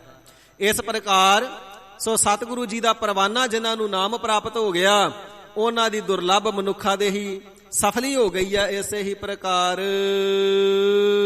ਸਤਿਗੁਰ ਤੇ ਪਾਇਆ ਨਾਮ ਨਿਸ਼ਾਨ। ਸੋ ਨਿਸ਼ਾਨ ਤੋਂ ਭਾਵ ਹੈ ਨਿਸ਼ਾਨੀ। ਸਤਿਗੁਰੂ ਸੱਚੇ ਪਾਤਸ਼ਾਹ ਮਹਾਰਾਜ ਜੀ ਆਪਣੇ ਗੁਰਸਿੱਖ ਨੂੰ ਨਾਮ ਰੂਪੀ ਨਿਸ਼ਾਨੀ ਦੇ ਦਿੰਦੇ ਨੇ। ਐਸੀ ਨਿਸ਼ਾਨੀ ਬਖਸ਼ਦੇ ਨੇ ਜਿਹੜੀ ਸਰੀਰ ਸੜਨ ਤੇ ਅਥਵਾ ਸਰੀਰ ਦਾ ਅਭਾਵ ਹੋਣ ਤੇ ਵੀ ਸਰੀਰ ਦੇ ਨਾਲ ਖਤਮ ਨਹੀਂ ਹੁੰਦੀ, ਦਰਗਾਹ ਦੇ ਵਿੱਚ ਵੀ ਨਾਲ ਨਿਭਦੀ ਹੈ। ਸਤਿਗੁਰੂ ਸੱਚੇ ਪਾਤਸ਼ਾਹ ਮਹਾਰਾਜ ਜੀ ਐਸੀ ਨਿਸ਼ਾਨੀ, ਐਸੀ ਦਾਤ ਆਪਣੇ ਗੁਰਸਿੱਖਾਂ ਨੂੰ ਬਖਸ਼ਣਾ ਕਰਦੇ ਨੇ। ਸੋ ਜਿਨ੍ਹਾਂ ਨੇ ਪੂਰੇ ਸਤਿਗੁਰ ਦੇਵ ਜੀ ਦੇ ਪਾਸੋਂ ਨਾਮ ਰੂਪੀ ਨਿਸ਼ਾਨੀ ਨੂੰ ਪ੍ਰਾਪਤ ਕਰਨਾ ਕੀਤਾ ਹੈ, ਭਾਈ ਉਹ ਦਰਗਾਹ ਦੇ ਅੰਦਰ ਪ੍ਰਵਾਨ ਹੋਏ, ਉਹਨਾਂ ਦੀ ਮਨੁੱਖਾ ਦੇ ਹੀ ਸਫਲੀ ਹੋਈ ਹੈ। ਹਰ ਸਿਮਰਤ ਪੂਰਨ ਪਦ ਪਾਇਆ। ਹਰੀ ਪਰਮਾਤਮਾ ਵਾਹਿਗੁਰੂ ਜੀ ਦੇ ਨਾਮ ਦਾ ਸਿਮਰਨ ਤਿੰਨਾਂ ਨੇ ਗੁਰ ਉਪਦੇਸ਼ ਗੁਰੂ ਕੇ ਨਿਸ਼ਾਨ ਦੁਆਰਾ ਕੀਤਾ ਹੈ ਤੇ ਨਾਮ ਨੂੰ ਜਪ ਕਰਕੇ ਪੂਰਨ ਪਦ ਪਾਇਆ। ਤਿੰਨਾਂ ਨੇ ਪੂਰਨ ਪਦ ਨੂੰ, ਮੁਕੰਮਲ ਵਾਹਿਗੁਰੂ ਜੀ ਦੀ ਪ੍ਰਾਪਤੀ ਵਾਲੀ ਪਦਵੀ ਨੂੰ ਪ੍ਰਾਪਤ ਕਰਨਾ ਕੀਤਾ ਹੈ। ਸਾਧ ਸੰਗਤ ਜੀ, ਇਸ ਦਾ ਨਾਮ ਪੂਰਨ ਪਦ ਵੀ ਹੈ, ਇਸ ਦਾ ਨਾਮ ਪਰਮ ਪਦ ਵੀ ਹੈ, ਇਸ ਦਾ ਨਾਮ ਬ੍ਰਹਮ ਗਿਆਨ ਵੀ ਹੈ, ਇਸ ਦਾ ਨਾਮ ਤੁਰਿਆ ਪਦ ਅਥਵਾ ਚੌਥੀ ਭੂਮਿਕਾ ਵੀ ਹੈ। ਮਾਇਆ ਦੇ ਤਿੰਨੇ ਗੁਣ, ਰਜੋ ਗੁਣ, ਤਮੋ ਗੁਣ, ਸਤੋ ਗੁਣ ਨੂੰ ਲੰਘ ਕਰਕੇ ਚੌਥਾ ਪਦ ਜਿਹੜਾ ਤੁਰਿਆ ਪਦ ਦਾ ਹੈ, ਉਸੇ ਨੂੰ ਸਤਿਗੁਰੂ ਜੀ ਪੂਰਨ ਪਦ ਬਖਸ਼ਿਸ਼ ਕਰਦੇ ਨੇ। ਪੂਰਨ ਤੋਂ ਭਾਵ ਮੁਕੰਮਲ। ਮੁਕੰਮਲ ਵਾਹਿਗੁਰੂ ਜੀ ਦੇ ਨਾਲ ਅਭੇਦ ਹੋਣੇ ਦਾ ਪਦ, ਪਦਵੀ ਨੂੰ ਪ੍ਰਾਪਤ ਕਰਨਾ। ਵਾਹਿਗੁਰੂ ਜੀ ਦੀ ਅਭੇਦਤਾ ਰੂਪੀ ਪਦਵੀ ਨੂੰ ਪਿਆਰਿਓ ਤਿੰਨਾਂ ਨੇ ਹੀ ਸਤਿਗੁਰੂ ਜੀ ਦੇ ਉਪਦੇਸ਼ ਦੁਆਰਾ ਸਿਮਰਨ ਕਰਕੇ ਪ੍ਰਾਪਤ ਕੀਤਾ ਹੈ। ਸਾਧ ਸੰਗ ਪੈ ਭਰਮ ਮਿਟਾਇਆ। ਤੇ ਪੂਰੇ ਸ਼ਾਂਤ ਆਤਮਾ ਸਤਿਗੁਰ ਦੇਵ ਪਿਤਾ ਜੀ ਦੀ ਸੰਗਤ ਦੇ ਵਿੱਚ ਮਿਲ ਕਰਕੇ ਉਹਨਾਂ ਨੇ ਨਾਮ ਨੂੰ ਜਪਣਾ ਕੀਤਾ ਹੈ। ਨਾਮ ਦੇ ਅਭਿਆਸ ਦੁਆਰਾ, ਸਤਿਗੁਰੂ ਜੀ ਦੀ ਬਖਸ਼ਿਸ਼ ਦੁਆਰਾ ਤਿੰਨਾਂ ਨੇ 7 ਪ੍ਰਕਾਰ ਦੇ ਭੈ, ਡਰ ਤੇ 5 ਹੀ ਪ੍ਰਕਾਰ ਦੇ ਭਰਮਾਂ ਨੂੰ ਆਪਣੇ ਹਿਰਦੇ ਦੇ ਵਿੱਚੋਂ ਮਿਟਾ ਲਿਆ ਹੈ। ਇਸੇ ਹੀ ਪ੍ਰਕਾਰ ਸਾਧ ਸੰਗ ਪੈ ਭਰਮ ਮਿਟਾਇਆ। ਜਿਨ੍ਹਾਂ ਨੇ ਸਤਿਗੁਰੂ ਜੀ ਦੀ ਸਾਧ ਸੰਗਤ ਦੇ ਨਾਲ ਮਿਲ ਕਰਕੇ ਅਥਵਾ ਸਤ ਸੰਗਤ ਦੇ ਨਾਲ ਮਿਲ ਕਰਕੇ ਵਾਹਿਗੁਰੂ ਜੀ ਦਾ ਜਸ ਗਾਵਿਆ ਅਥਵਾ ਸ਼ਰਵਣ ਕਰਿਆ ਹੈ ਨਾ, ਉਹਨਾਂ ਨੇ 7 ਪ੍ਰਕਾਰ ਦੇ ਡਰ ਤੇ 5 ਪ੍ਰਕਾਰ ਦੇ ਭਰਮਾਂ ਨੂੰ ਮਿਟਾਇਆ ਹਿਰਦੇ ਦੇ ਵਿੱਚੋਂ ਸਤਿਗੁਰੂ ਜੀ ਨੇ ਆਪਣੇ ਉਪਦੇਸ਼ ਦੁਆਰਾ ਮਿਟਾ ਦੇਣਾ ਕੀਤਾ ਹੈ। ਜਤ ਕਤ ਦੇਖਾਓ ਤਤ ਰਹਿਆ ਸਮਾਏ। ਮਹਾਰਾਜ ਜੀ ਸਾਡੇ ਹਿਰਦੇ ਦੇ ਅੰਦਰ ਭਰਮ ਪਏ ਨੇ, ਤੇ ਭਰਮ ਪੈਣ ਦੇ ਕਾਰਨ ਸਾਨੂੰ ਕੋਈ ਸੱਜਣ ਦਿਸਦਾ ਹੈ, ਕੋਈ ਦੁਸ਼ਮਣ ਦਿਸਦਾ ਹੈ। ਜਦੋਂ ਅਸੀਂ ਆਏ ਆ ਸਾਡੇ ਨਾਲ ਸੱਜਣ ਵੀ ਦੁਨੀਆਦਾਰੀ ਦਾ ਕੋਈ ਨਹੀਂ ਆਇਆ, ਤੇ ਨਾ ਸਾਡੇ ਨਾਲ ਕਿਸੇ ਵੈਰੀ ਨੇ ਜਨਮ ਲਿਆ ਵੀ ਇਕੱਠੇ ਜੰਮੇ ਹੋਈਏ। ਮਹਾਰਾਜ ਦੁਨੀਆ ਦੇ ਵਿੱਚ ਆ ਕਰਕੇ ਆਪਣੇ ਮਨ ਦੇ ਮੋਹ ਕਰਕੇ ਕਿਸੇ ਨੂੰ ਤੇ ਆਪਣੇ ਸੱਜਣ ਬਣਾ ਲਿਆ, ਤੇ ਹਿਰਦੇ ਦੀ ਦ્વੈਤ ਭਾਵਨਾ ਕਰਕੇ ਕਿਸੇ ਨੂੰ ਵੈਰੀ ਮੰਨ ਲਿਆ। ਭਾਵੇਂ ਕਿ ਹਜ਼ੂਰ ਦੇ ਅੰਮ੍ਰਿਤ ਬਚਨ ਨੇ, ਨਾ ਕੋ ਬੈਰੀ ਨਹੀਂ ਬੇਗਾਨਾ ਸਗਲ ਸੰਗ ਹਮ ਕਉ ਬਨ ਆਈ। ਜਦੋਂ ਹਿਰਦੇ ਦੇ ਅੰਦਰ ਪਰਮ ਜੋਤ ਪ੍ਰਗਟ ਹੁੰਦੀ ਹੈ, ਨਾ ਕੋਈ ਵੈਰੀ ਰਹਿੰਦਾ ਹੈ ਤੇ ਨਾ ਕੋਈ ਬੇਗਾਨਾ ਰਹਿੰਦਾ ਹੈ, ਫਿਰ ਤੇ ਸਾਰਿਆਂ ਦੇ ਨਾਲ ਹਿਰਦੇ ਦੀ ਸਾਂਝ ਬਣ ਆਉਂਦੀ ਹੈ। ਕਿਉਂਕਿ ਜਿਹੜੇ ਪ੍ਰਮਾਤਮਾ ਜੀ ਹਿਰਦੇ ਦੇ ਅੰਦਰ ਸਾਖਿਆਤਕਾਰ ਨੇ, ਉਹ ਪ੍ਰਮਾਤਮਾ ਜੀ ਸਾਰੇ ਹਿਰਦਿਆਂ ਦੇ ਅੰਦਰ ਦਿਸਦੇ ਨੇ, ਸਾਰੇ ਸਰੀਰਾਂ ਆਕਾਰਾਂ ਦੇ ਅੰਦਰ ਦਿਸਦੇ ਨੇ। ਜਦੋਂ ਤੱਕ ਸਾਧ ਸੰਗਤ ਜੀ ਅਸੀਂ ਆਪਣੇ ਆਪ ਨੂੰ ਚੰਗਾ ਤੇ ਦੂਸਰਿਆਂ ਨੂੰ ਬੁਰਾ ਗਿਣਦੇ ਆ, ਉਦੋਂ ਤੱਕ ਦ્વੈਤ ਭਾਵਨਾ ਨਹੀਂ ਜਾਂਦੀ। ਦੂਸਰੇ ਨੂੰ ਬੁਰਾ ਗਿਣਦੇ ਆ, ਫਿਰ ਉਸ ਦੀ ਨਿੰਦਿਆ ਕਰਦੇ ਆ, ਫਿਰ ਨਿੰਦਕ ਬਣ ਜਾਂਦੇ ਆ, ਤੇ ਨਿੰਦਕ ਬਣ ਕੇ ਜਦੋਂ ਨਿੰਦਿਆ ਕਰਦੇ ਆ ਤੇ ਬੇਅੰਤ ਕੁਲਾਂ ਨੂੰ ਡੋਬਣ ਦਾ ਕਾਰਨ ਬਣ ਜਾਂਦੇ ਆ। ਹਜ਼ੂਰ ਦੇ ਬਚਨ ਆਉਂਦੇ ਨੇ ਕਿ ਜਿਹੜੀ ਨਿੰਦਿਆ ਹੈ ਨਾ, ਇਹ ਅਨੇਕਾਂ ਕੁੱਲਾਂ ਨੂੰ ਡੋਬ ਦਿੰਦੀ ਹੈ। ਰਹਿਤਨਾਮਿਆਂ ਦੇ ਵਿੱਚ ਵੀ ਬਚਨ ਆਉਂਦੇ ਨੇ, ਨਿੰਦਾ ਦਹਿ ਅਨੇਕ। ਜਿਹੜੀ ਨਿੰਦਾ ਹੈ ਅਨੇਕਾਂ ਹੀ ਕੁੱਲਾਂ ਨੂੰ ਡੋਬ ਦਿੰਦੀ ਹੈ। ਤੇ ਭਗਤ ਕਬੀਰ ਸਾਹਿਬ ਜੀ ਦੀ ਰਸਨਾ ਦੁਆਰਾ ਸ੍ਰੀ ਗੁਰੂ ਗ੍ਰੰਥ ਸਾਹਿਬ ਜੀ ਮਹਾਰਾਜ ਫਰਮਾਉਂਦੇ ਨੇ, ਨਿੰਦਕ ਡੂਬਾ ਹਮ ਉਤਰੇ ਪਾਰ। ਨਿੰਦਿਆ ਕਰਨ ਵਾਲਾ ਨਿੰਦਕ ਡੁੱਬ ਜਾਂਦਾ ਹੈ। ਤੇ ਭਗਤ ਕਬੀਰ ਸਾਹਿਬ ਜੀ ਬਚਨ ਕਰਦੇ ਨੇ, ਉਹਨਾਂ ਤੇ ਨਿੰਦਿਆ ਕਰ ਕਰਕੇ ਸਾਡੇ ਸਾਰੇ ਪਾਪ ਧੋ ਦਿੱਤੇ, ਅਸੀਂ ਸੰਸਾਰ ਸਾਗਰ ਤੋਂ ਪਾਰ ਉਤਰ ਗਏ ਹਾਂ, ਰਾਗ ਦਵੈਸ਼ ਦੇ ਸਾਗਰ ਤੋਂ ਹੀ ਪਾਰ ਉਤਰ ਗਏ ਹਾਂ, ਸਾਡੇ ਤੇ ਹੁਣ ਇਹਨਾਂ ਦਾ ਅਸਰ ਨਹੀਂ। ਤੇ ਹਜ਼ੂਰ ਨੂੰ ਫਰਮਾਵਣਾ ਕਰਦੇ, ਮਹਾਰਾਜ ਸਾਡੇ ਹਿਰਦੇ ਦੇ ਅੰਦਰ ਤੇ ਰਾਗ ਦਵੈਸ਼ ਬੜਾ ਹੈ, ਸਾਨੂੰ ਤੇ ਸਭਨਾਂ ਦੇ ਵਿੱਚ ਪਰਮੇਸ਼ਰ ਜੀ ਦਾ ਜੋ ਸਵਰੂਪ ਹੈ ਉਹ ਨਜ਼ਰ ਨਹੀਂ ਆਉਂਦਾ ਹੈ। ਤੇ ਸਤਿਗੁਰੂ ਜੀ ਦਾ ਸ਼ੁਭ ਉਪਦੇਸ਼ ਹੈ, ਭਾਈ ਜੇ ਨਿੰਦਿਆ ਤੋਂ ਬਚਣਾ, ਜੇ ਰਾਗ ਦਵੈਖ ਤੋਂ ਬਚਣਾ ਨਾ, ਤੇ ਸਾਰਿਆਂ ਨੂੰ ਆਪਣੇ ਤੋਂ ਚੰਗੇ ਜਾਣੋ। ਮੰਦਾ ਜਾਣੈ ਆਪ ਕਉ ਅਵਰ ਭਲਾ ਸੰਸਾਰ। ਆਪਣੇ ਆਪ ਨੂੰ ਬੁਰਾ ਤੇ ਸੰਸਾਰ ਨੂੰ ਚੰਗਾ ਜਾਣੋ। ਮਹਾਰਾਜ ਇਹ ਵੀ ਬੜਾ ਦੁਸਤਰ ਕਾਰਜ ਹੈ, ਬੜਾ ਕਠਿਨ ਕਾਰਜ ਹੈ। ਆਪਣੇ ਆਪ ਨੂੰ ਮੰਦਾ ਕਹਿਣਾ ਤੇ ਮੰਨ ਲੈਣਾ ਸੌਖਾ ਨਹੀਂ, ਤੇ ਆਪਣੇ ਮੂੰਹੋਂ ਕਿਸੇ ਨੂੰ ਚੰਗਾ ਕਹਿ ਦੇਣਾ ਵੀ ਸਾਡੇ ਵਾਸਤੇ ਸੌਖਾ ਨਹੀਂ। ਸਾਡੀ ਬਿਰਤੀ ਐਸੀ ਹੈ।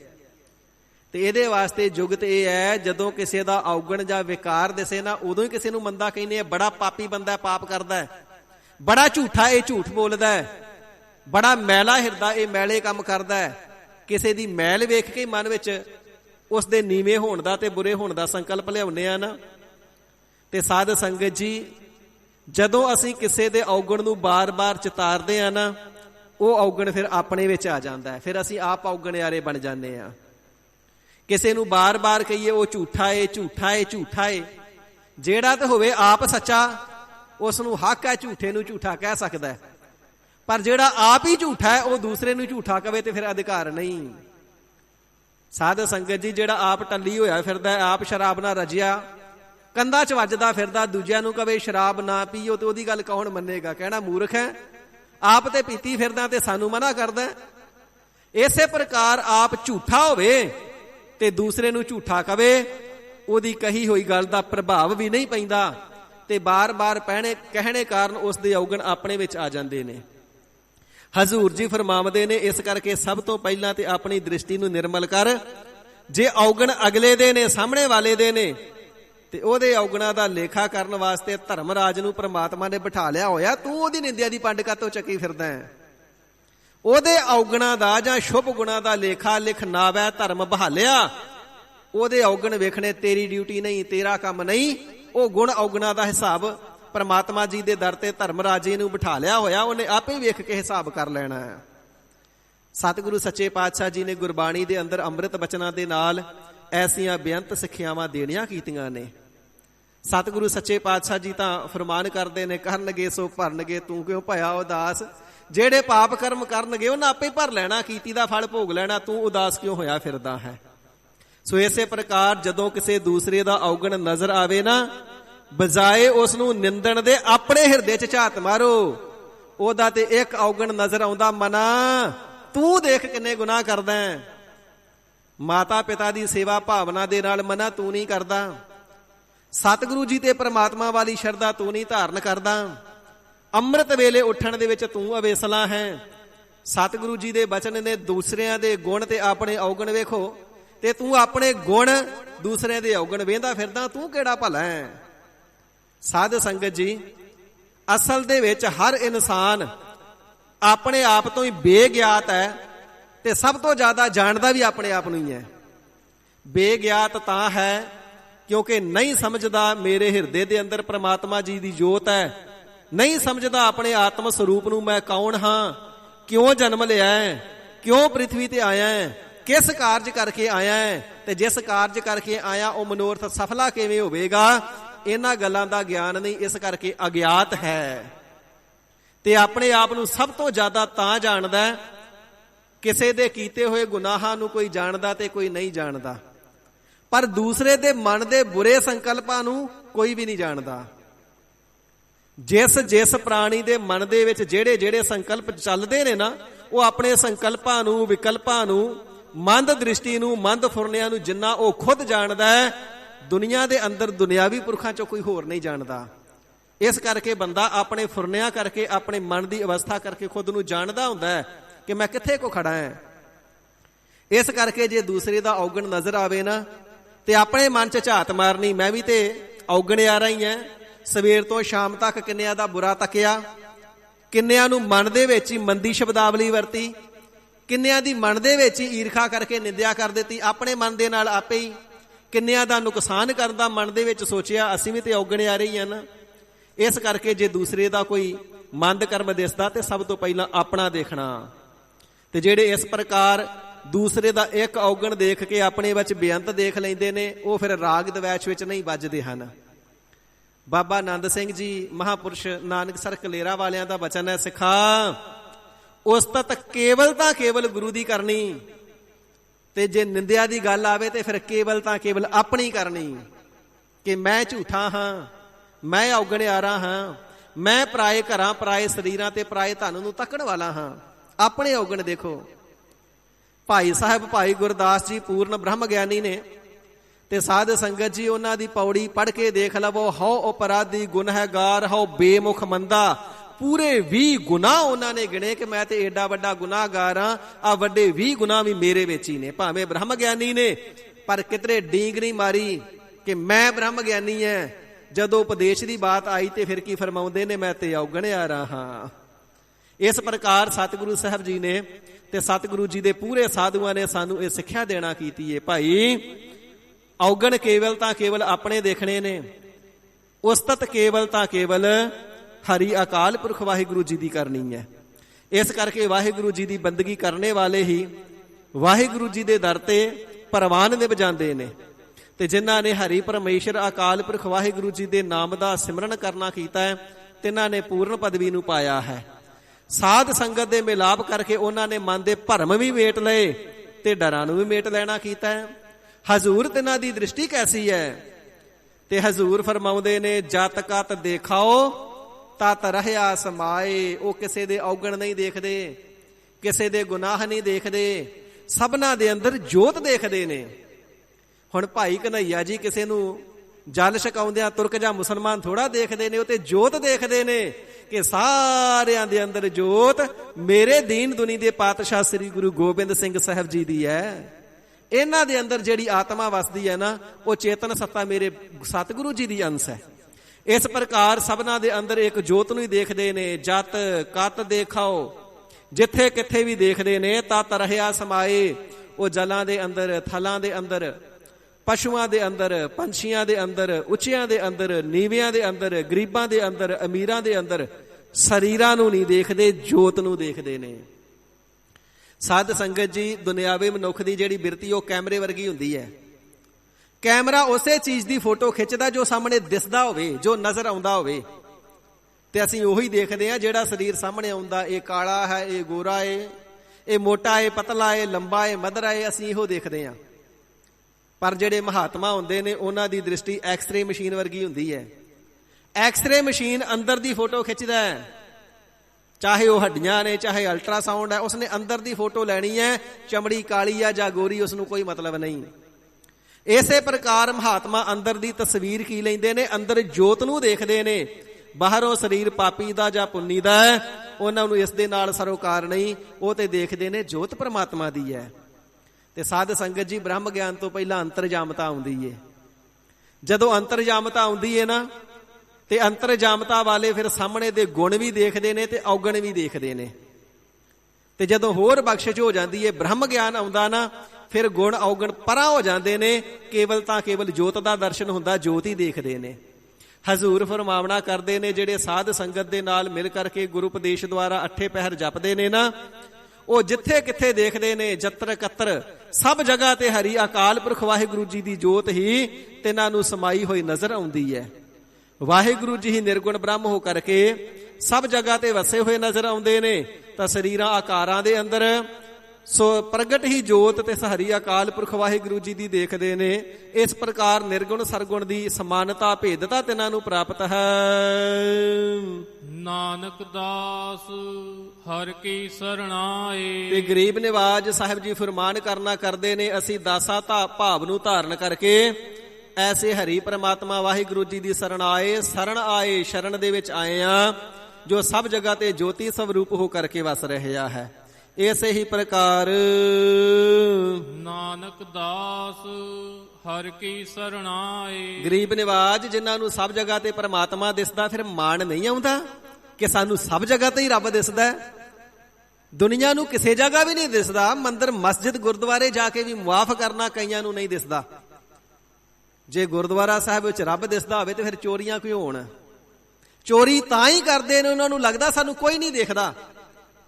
ਤੇ ਜੇ ਪਤਾ ਹੋਵੇ ਪ੍ਰਮਾਤਮਾ ਜੀ ਦੇਖ ਰਹੇ ਨੇ, ਮੇਰੇ ਤੋਂ ਮੇਰੇ ਕਰਮਾਂ ਦਾ ਲੇਖਾ ਲੈਣਗੇ, ਫਿਰ ਇਹਨਾਂ ਭੈ ਆਉਣ ਤੇ ਕਿਸੇ ਦੀ ਚੱਪਲ ਵੀ ਨਹੀਂ ਚੁੱਕ ਸਕਦਾ। ਫੇਰ ਨਹੀਂ ਕਿਸੇ ਦੇ ਬਟੂਏ, ਫੇਰ ਨਹੀਂ ਮੋਬਾਈਲ ਚੋਰੀ ਹੁੰਦੇ, ਫੇਰ ਨਹੀਂ ਗੋਲਕਾਂ ਚੋਰੀ ਹੁੰਦੀਆਂ। ਹਜ਼ੂਰ ਫਰਮਾਵਣਾ ਕਰਦੇ ਨੇ, ਨਹੀਂ ਪਿਆਰਿਓ, ਜਿਨ੍ਹਾਂ ਨੂੰ ਸਭ ਜਗ੍ਹਾ ਤੇ ਪ੍ਰਮਾਤਮਾ ਜੀ ਨਜ਼ਰ ਆਉਂਦੇ ਨੇ ਨਾ, ਉਹਨਾਂ ਦੇ ਨੇੜੇ ਵਿਕਾਰ ਨਹੀਂ, ਉਹਨਾਂ ਦੇ ਹਿਰਦੇ ਵਿੱਚ ਤੇ ਪਰ ਉਪਕਾਰ ਆ ਵਸਦੇ ਨੇ। ਬ੍ਰਹਮ ਗਿਆਨੀ ਕਹਿ ਪਰ ਉਪਕਾਰ ਉਮਾਹਾ। ਹਿਰਦੇ ਦੇ ਅੰਦਰ ਉਮਾਹ ਬਣਿਆ ਰਹਿੰਦਾ ਹੈ, ਉਤਸ਼ਾਹ ਖੇੜਾ ਬਣਿਆ ਰਹਿੰਦਾ ਹੈ। ਸਦਾ ਸ੍ਰਿਸ਼ਟੀ ਤੇ ਲੋਕਾਈ ਤੇ ਪਰ ਉਪਕਾਰ ਹੀ ਕਰਦੇ ਰਹੀਏ। ਤੇ ਪਰ ਉਪਕਾਰ ਕਰਦੇ ਆ, ਸਭ ਜਗ੍ਹਾ ਤੇ ਵਾਹਿਗੁਰੂ ਦੀ ਜੋਤ ਦੇਖਦੇ ਆ। ਬੇਨਤੀਆਂ ਕਰਦੇ ਨੇ ਨਾਨਕ ਦਾਸ, ਹੇ ਗਰੀਬ ਨਿਵਾਜ ਸਤਿਗੁਰੂ ਜੀ, ਅਸੀਂ ਆਪ ਜੀ ਦੇ ਦਰ ਆਏ ਹਾਂ, ਆਪ ਜੀ ਦੇ ਦਾਸ ਹਾਂ, ਹਰ ਕੀ ਸ਼ਰਨ ਆਏ। ਹੇ ਹਰੀ ਪ੍ਰਮਾਤਮਾ ਦੇ ਸਵਰੂਪ ਜੀਓ, ਕਿਰਪਾ ਕਰੋ, ਆਪ ਜੀ ਦੀ ਸ਼ਰਨ ਆਏ, ਸ਼ਰਨ ਦੇ ਵਿੱਚ ਆਏ ਆ। ਬਾਹੇ ਗਾਹੇ ਕੀ ਲਾਜ ਅਸ ਗੋਬਿੰਦ ਦਾਸ ਤੁਹਾਰ। ਸਾਹਿਬ ਸਾਡੀ ਬਾਹ ਫੜੇ ਦੀ ਲੱਜਾ ਰੱਖ ਲਵੋ। ਗੌੜੀ ਮਹੱਲਾ ਪੰਜਵਾ। ਸਤਿਗੁਰ ਦੇਵ ਪਿਤਾ ਸ੍ਰੀ ਗੁਰੂ ਅਰਜਨ ਦੇਵ ਸੱਚੇ ਪਾਤਸ਼ਾਹ ਜੀ ਮਹਾਰਾਜ ਗੌੜੀ ਰਾਗ ਦੇ ਅੰਦਰ ਪਾਵਨ ਉਪਦੇਸ਼ ਦੀ ਬਖਸ਼ਿਸ਼ ਕਰ ਰਹੇ ਹਨ। ਗੁਰ ਜੀ ਕੇ ਦਰਸ਼ਨ ਕਉ ਬਲ ਜਾਉ। ਹੇ ਗਰੀਬ ਨਿਵਾਜ ਸਾਹਿਬ ਜੀ, ਆਪ ਜੀ ਦੀ ਨਦਰ ਦੇ ਅੰਦਰ ਸਤਿਗੁਰੂ ਸੱਚੇ ਪਾਤਸ਼ਾਹ ਮਹਾਰਾਜ ਜੀ ਦੇ ਦਰਸ਼ਨਾਂ ਦੀ ਕਿਤਨੀ ਕੋ ਮਹਿਮਾ ਹੈ। ਆਪ ਜੀ ਦੇ ਇਤਿਹਾਸ ਨੂੰ ਸ਼ਰਵਣ ਕਰਦੇ ਹਾਂ, ਅੰਮ੍ਰਿਤ ਬਚਨਾਂ ਨੂੰ ਪੜ੍ਹਦੇ ਹਾਂ। ਮੇਰਾ ਮਨ ਲੋਚੈ ਗੁਰ ਦਰਸ਼ਨ ਤਾਈ, ਬਿਲਪ ਕਰੇ ਚਾਤ੍ਰਿਕ ਕੀ ਨਿਆਈ। ਮਹਾਰਾਜ ਸੱਚੇ ਪਾਤਸ਼ਾਹ ਜੀ ਆਪ ਜੀ ਫਰਮਾਉਂਦੇ ਹੋ, ਬਬੀਹੇ ਵਾਂਗੂ ਜਿਹੜਾ ਹਿਰਦਾ ਪ੍ਰਿਓ ਪ੍ਰਿਓ ਕਰਦਾ ਹੈ, ਗੁਰੂ ਗੁਰੂ ਬੋਲਦਾ, ਕਦੋਂ ਦੀਦਾਰ ਹੋਵੇ। ਮਹਾਰਾਜ ਸਤਿਗੁਰੂ ਜੀ ਦੇ ਦੀਦਾਰਿਆਂ ਦੀ ਆਪ ਜੀ ਦੇ ਹਿਰਦੇ ਦੇ ਅੰਦਰ ਕੈਸੀ ਭਾਵਨਾ ਹੈ। ਤੇ ਗੁਰਦੇਵ ਜੀ ਫਰਮਾਵਣਾ ਕਰਦੇ ਨੇ, ਪੂਰੇ ਸਤਿਗੁਰੂ ਜੀ ਦਾ ਦਰਸ਼ਨ ਇਤਨਾ ਪਿਆਰਾ ਹੈ, ਇਤਨਾ ਫਲਦਾਇਕ ਹੈ, ਵਿਘਨਾਂ ਦਾ, ਪਾਪਾਂ ਦਾ ਤੇ ਵਿਕਾਰਾਂ ਦਾ ਹਰਤਾ ਤੇ ਨਾਸ਼ ਕਰਤਾ ਹੈ। ਅਸੀਂ ਸਤਿਗੁਰੂ ਜੀ ਦੇ ਪਾਵਨ ਮੁਬਾਰਕ ਦੀਦਾਰਿਆਂ ਤੋਂ ਕੁਰਬਾਨ ਬਲਿਹਾਰ ਜਾਂਦੇ ਹਾਂ। ਟੱਲ ਭੱਟ ਜੀ ਸਤਿਗੁਰੂ ਅੰਗਦ ਦੇਵ ਸਾਹਿਬ ਜੀ ਦੇ ਪਰਥਾਏ ਫਰਮਾਉਂਦੇ ਨੇ ਨਾ, ਸੋ ਕਹੋ ਟੱਲ ਗੁਰ ਸੇਵੀਐ, ਅਹਨਿਸ ਸਹਿਜ ਸੁਭਾਏ, ਦਰਸ਼ਨ ਪਰਸਿਆ ਗੁਰੂ ਕੈ, ਜਨਮ ਮਰਨ ਦੁਖ ਜਾਏ। ਸਤਿਗੁਰੂ ਅੰਗਦ ਦੇਵ ਸੱਚੇ ਪਾਤਸ਼ਾਹ ਜੀ ਦਾ ਪਾਵਨ ਦੀਦਾਰ ਹੀ ਹੋ ਜਾਵੇ ਤੇ ਜੰਮਣ ਮਰਨ ਦੇ ਦੁੱਖ ਮਿਟ ਜਾਂਦੇ ਨੇ। ਤੇ ਸਾਧ ਸੰਗਤ ਜੀ, ਐਸਾ ਨਾ ਜਾਣਨਾ ਕਿ ਸਿਰਫ ਗੁਰੂ ਅੰਗਦ ਦੇਵ ਸਾਹਿਬ ਜੀ ਦੇ ਦੀਦਾਰਿਆਂ ਦੇ ਨਾਲ ਤੇ ਬਾਕੀ ਸਤਿਗੁਰਾਂ ਦੇ ਦਰਸ਼ਨਾਂ ਦੇ ਨਾਲ ਨਹੀਂ। ਨਾਨਕ ਤੂੰ ਲਹਿਣਾ ਤੂੰ ਹੈ, ਗੁਰ ਅਮਰ ਤੂੰ ਵਿਚਾਰਿਆ, ਗੁਰ ਡਿਠਾ ਤਾਂ ਮਨ ਸਾਧਾਰਿਆ। ਜੋਤ ਓਹਾ ਜੁਗਤ ਸਾਏ ਸਹਿਕਾਇਆ ਫੇਰ ਪਲਟਿਐ। ਦਸਾਂ ਸਤਿਗੁਰੂ ਸਾਹਿਬਾਨ ਜੀ ਦੇ ਅੰਦਰ ਜੋਤ ਉਹ, ਜੀਵਾਂ ਨੂੰ ਤਾਰ ਦੇਣ ਵਾਲੀ ਜੁਗਤ ਵੀ ਉਹੀ ਹੋਈ ਹੈ, ਕੇਵਲ ਤਾਂ ਕੇਵਲ ਸਰੀਰ ਦਾ ਪਲਟਾ ਹੈ। ਹਜ਼ੂਰ ਫਰਮਾਵਣਾ ਕਰਦੇ ਨੇ, ਪਿਆਰਿਓ ਸਤਿਗੁਰੂ ਜੀ ਦਾ ਦੀਦਾਰ ਬੜੇ ਭਾਗਾਂ ਦੇ ਨਾਲ ਮਿਲਦਾ ਹੈ, ਬੜਾ ਸਫਲਾ ਤੇ ਸੁਖਦਾਈ ਹੈ। ਵਿਕਾਰਾਂ ਦਾ ਨਾਸ਼ ਹੋ ਜਾਂਦਾ ਤੇ ਜੰਮਣ ਮਰਨ ਕਟਿਆ ਜਾਂਦਾ ਹੈ। ਇਸ ਕਰਕੇ ਪੂਰੇ ਸਤਿਗੁਰੂ ਜੀ ਦੇ ਦਰਸ਼ਨਾਂ ਤੋਂ ਅਸੀਂ ਆਪਾ ਕੁਰਬਾਨ ਕਰਦੇ ਹਾਂ, ਵਾਰਨੇ ਜਾਂਦੇ ਹਾਂ, ਬਲਿਹਾਰ ਜਾਂਦੇ ਹਾਂ।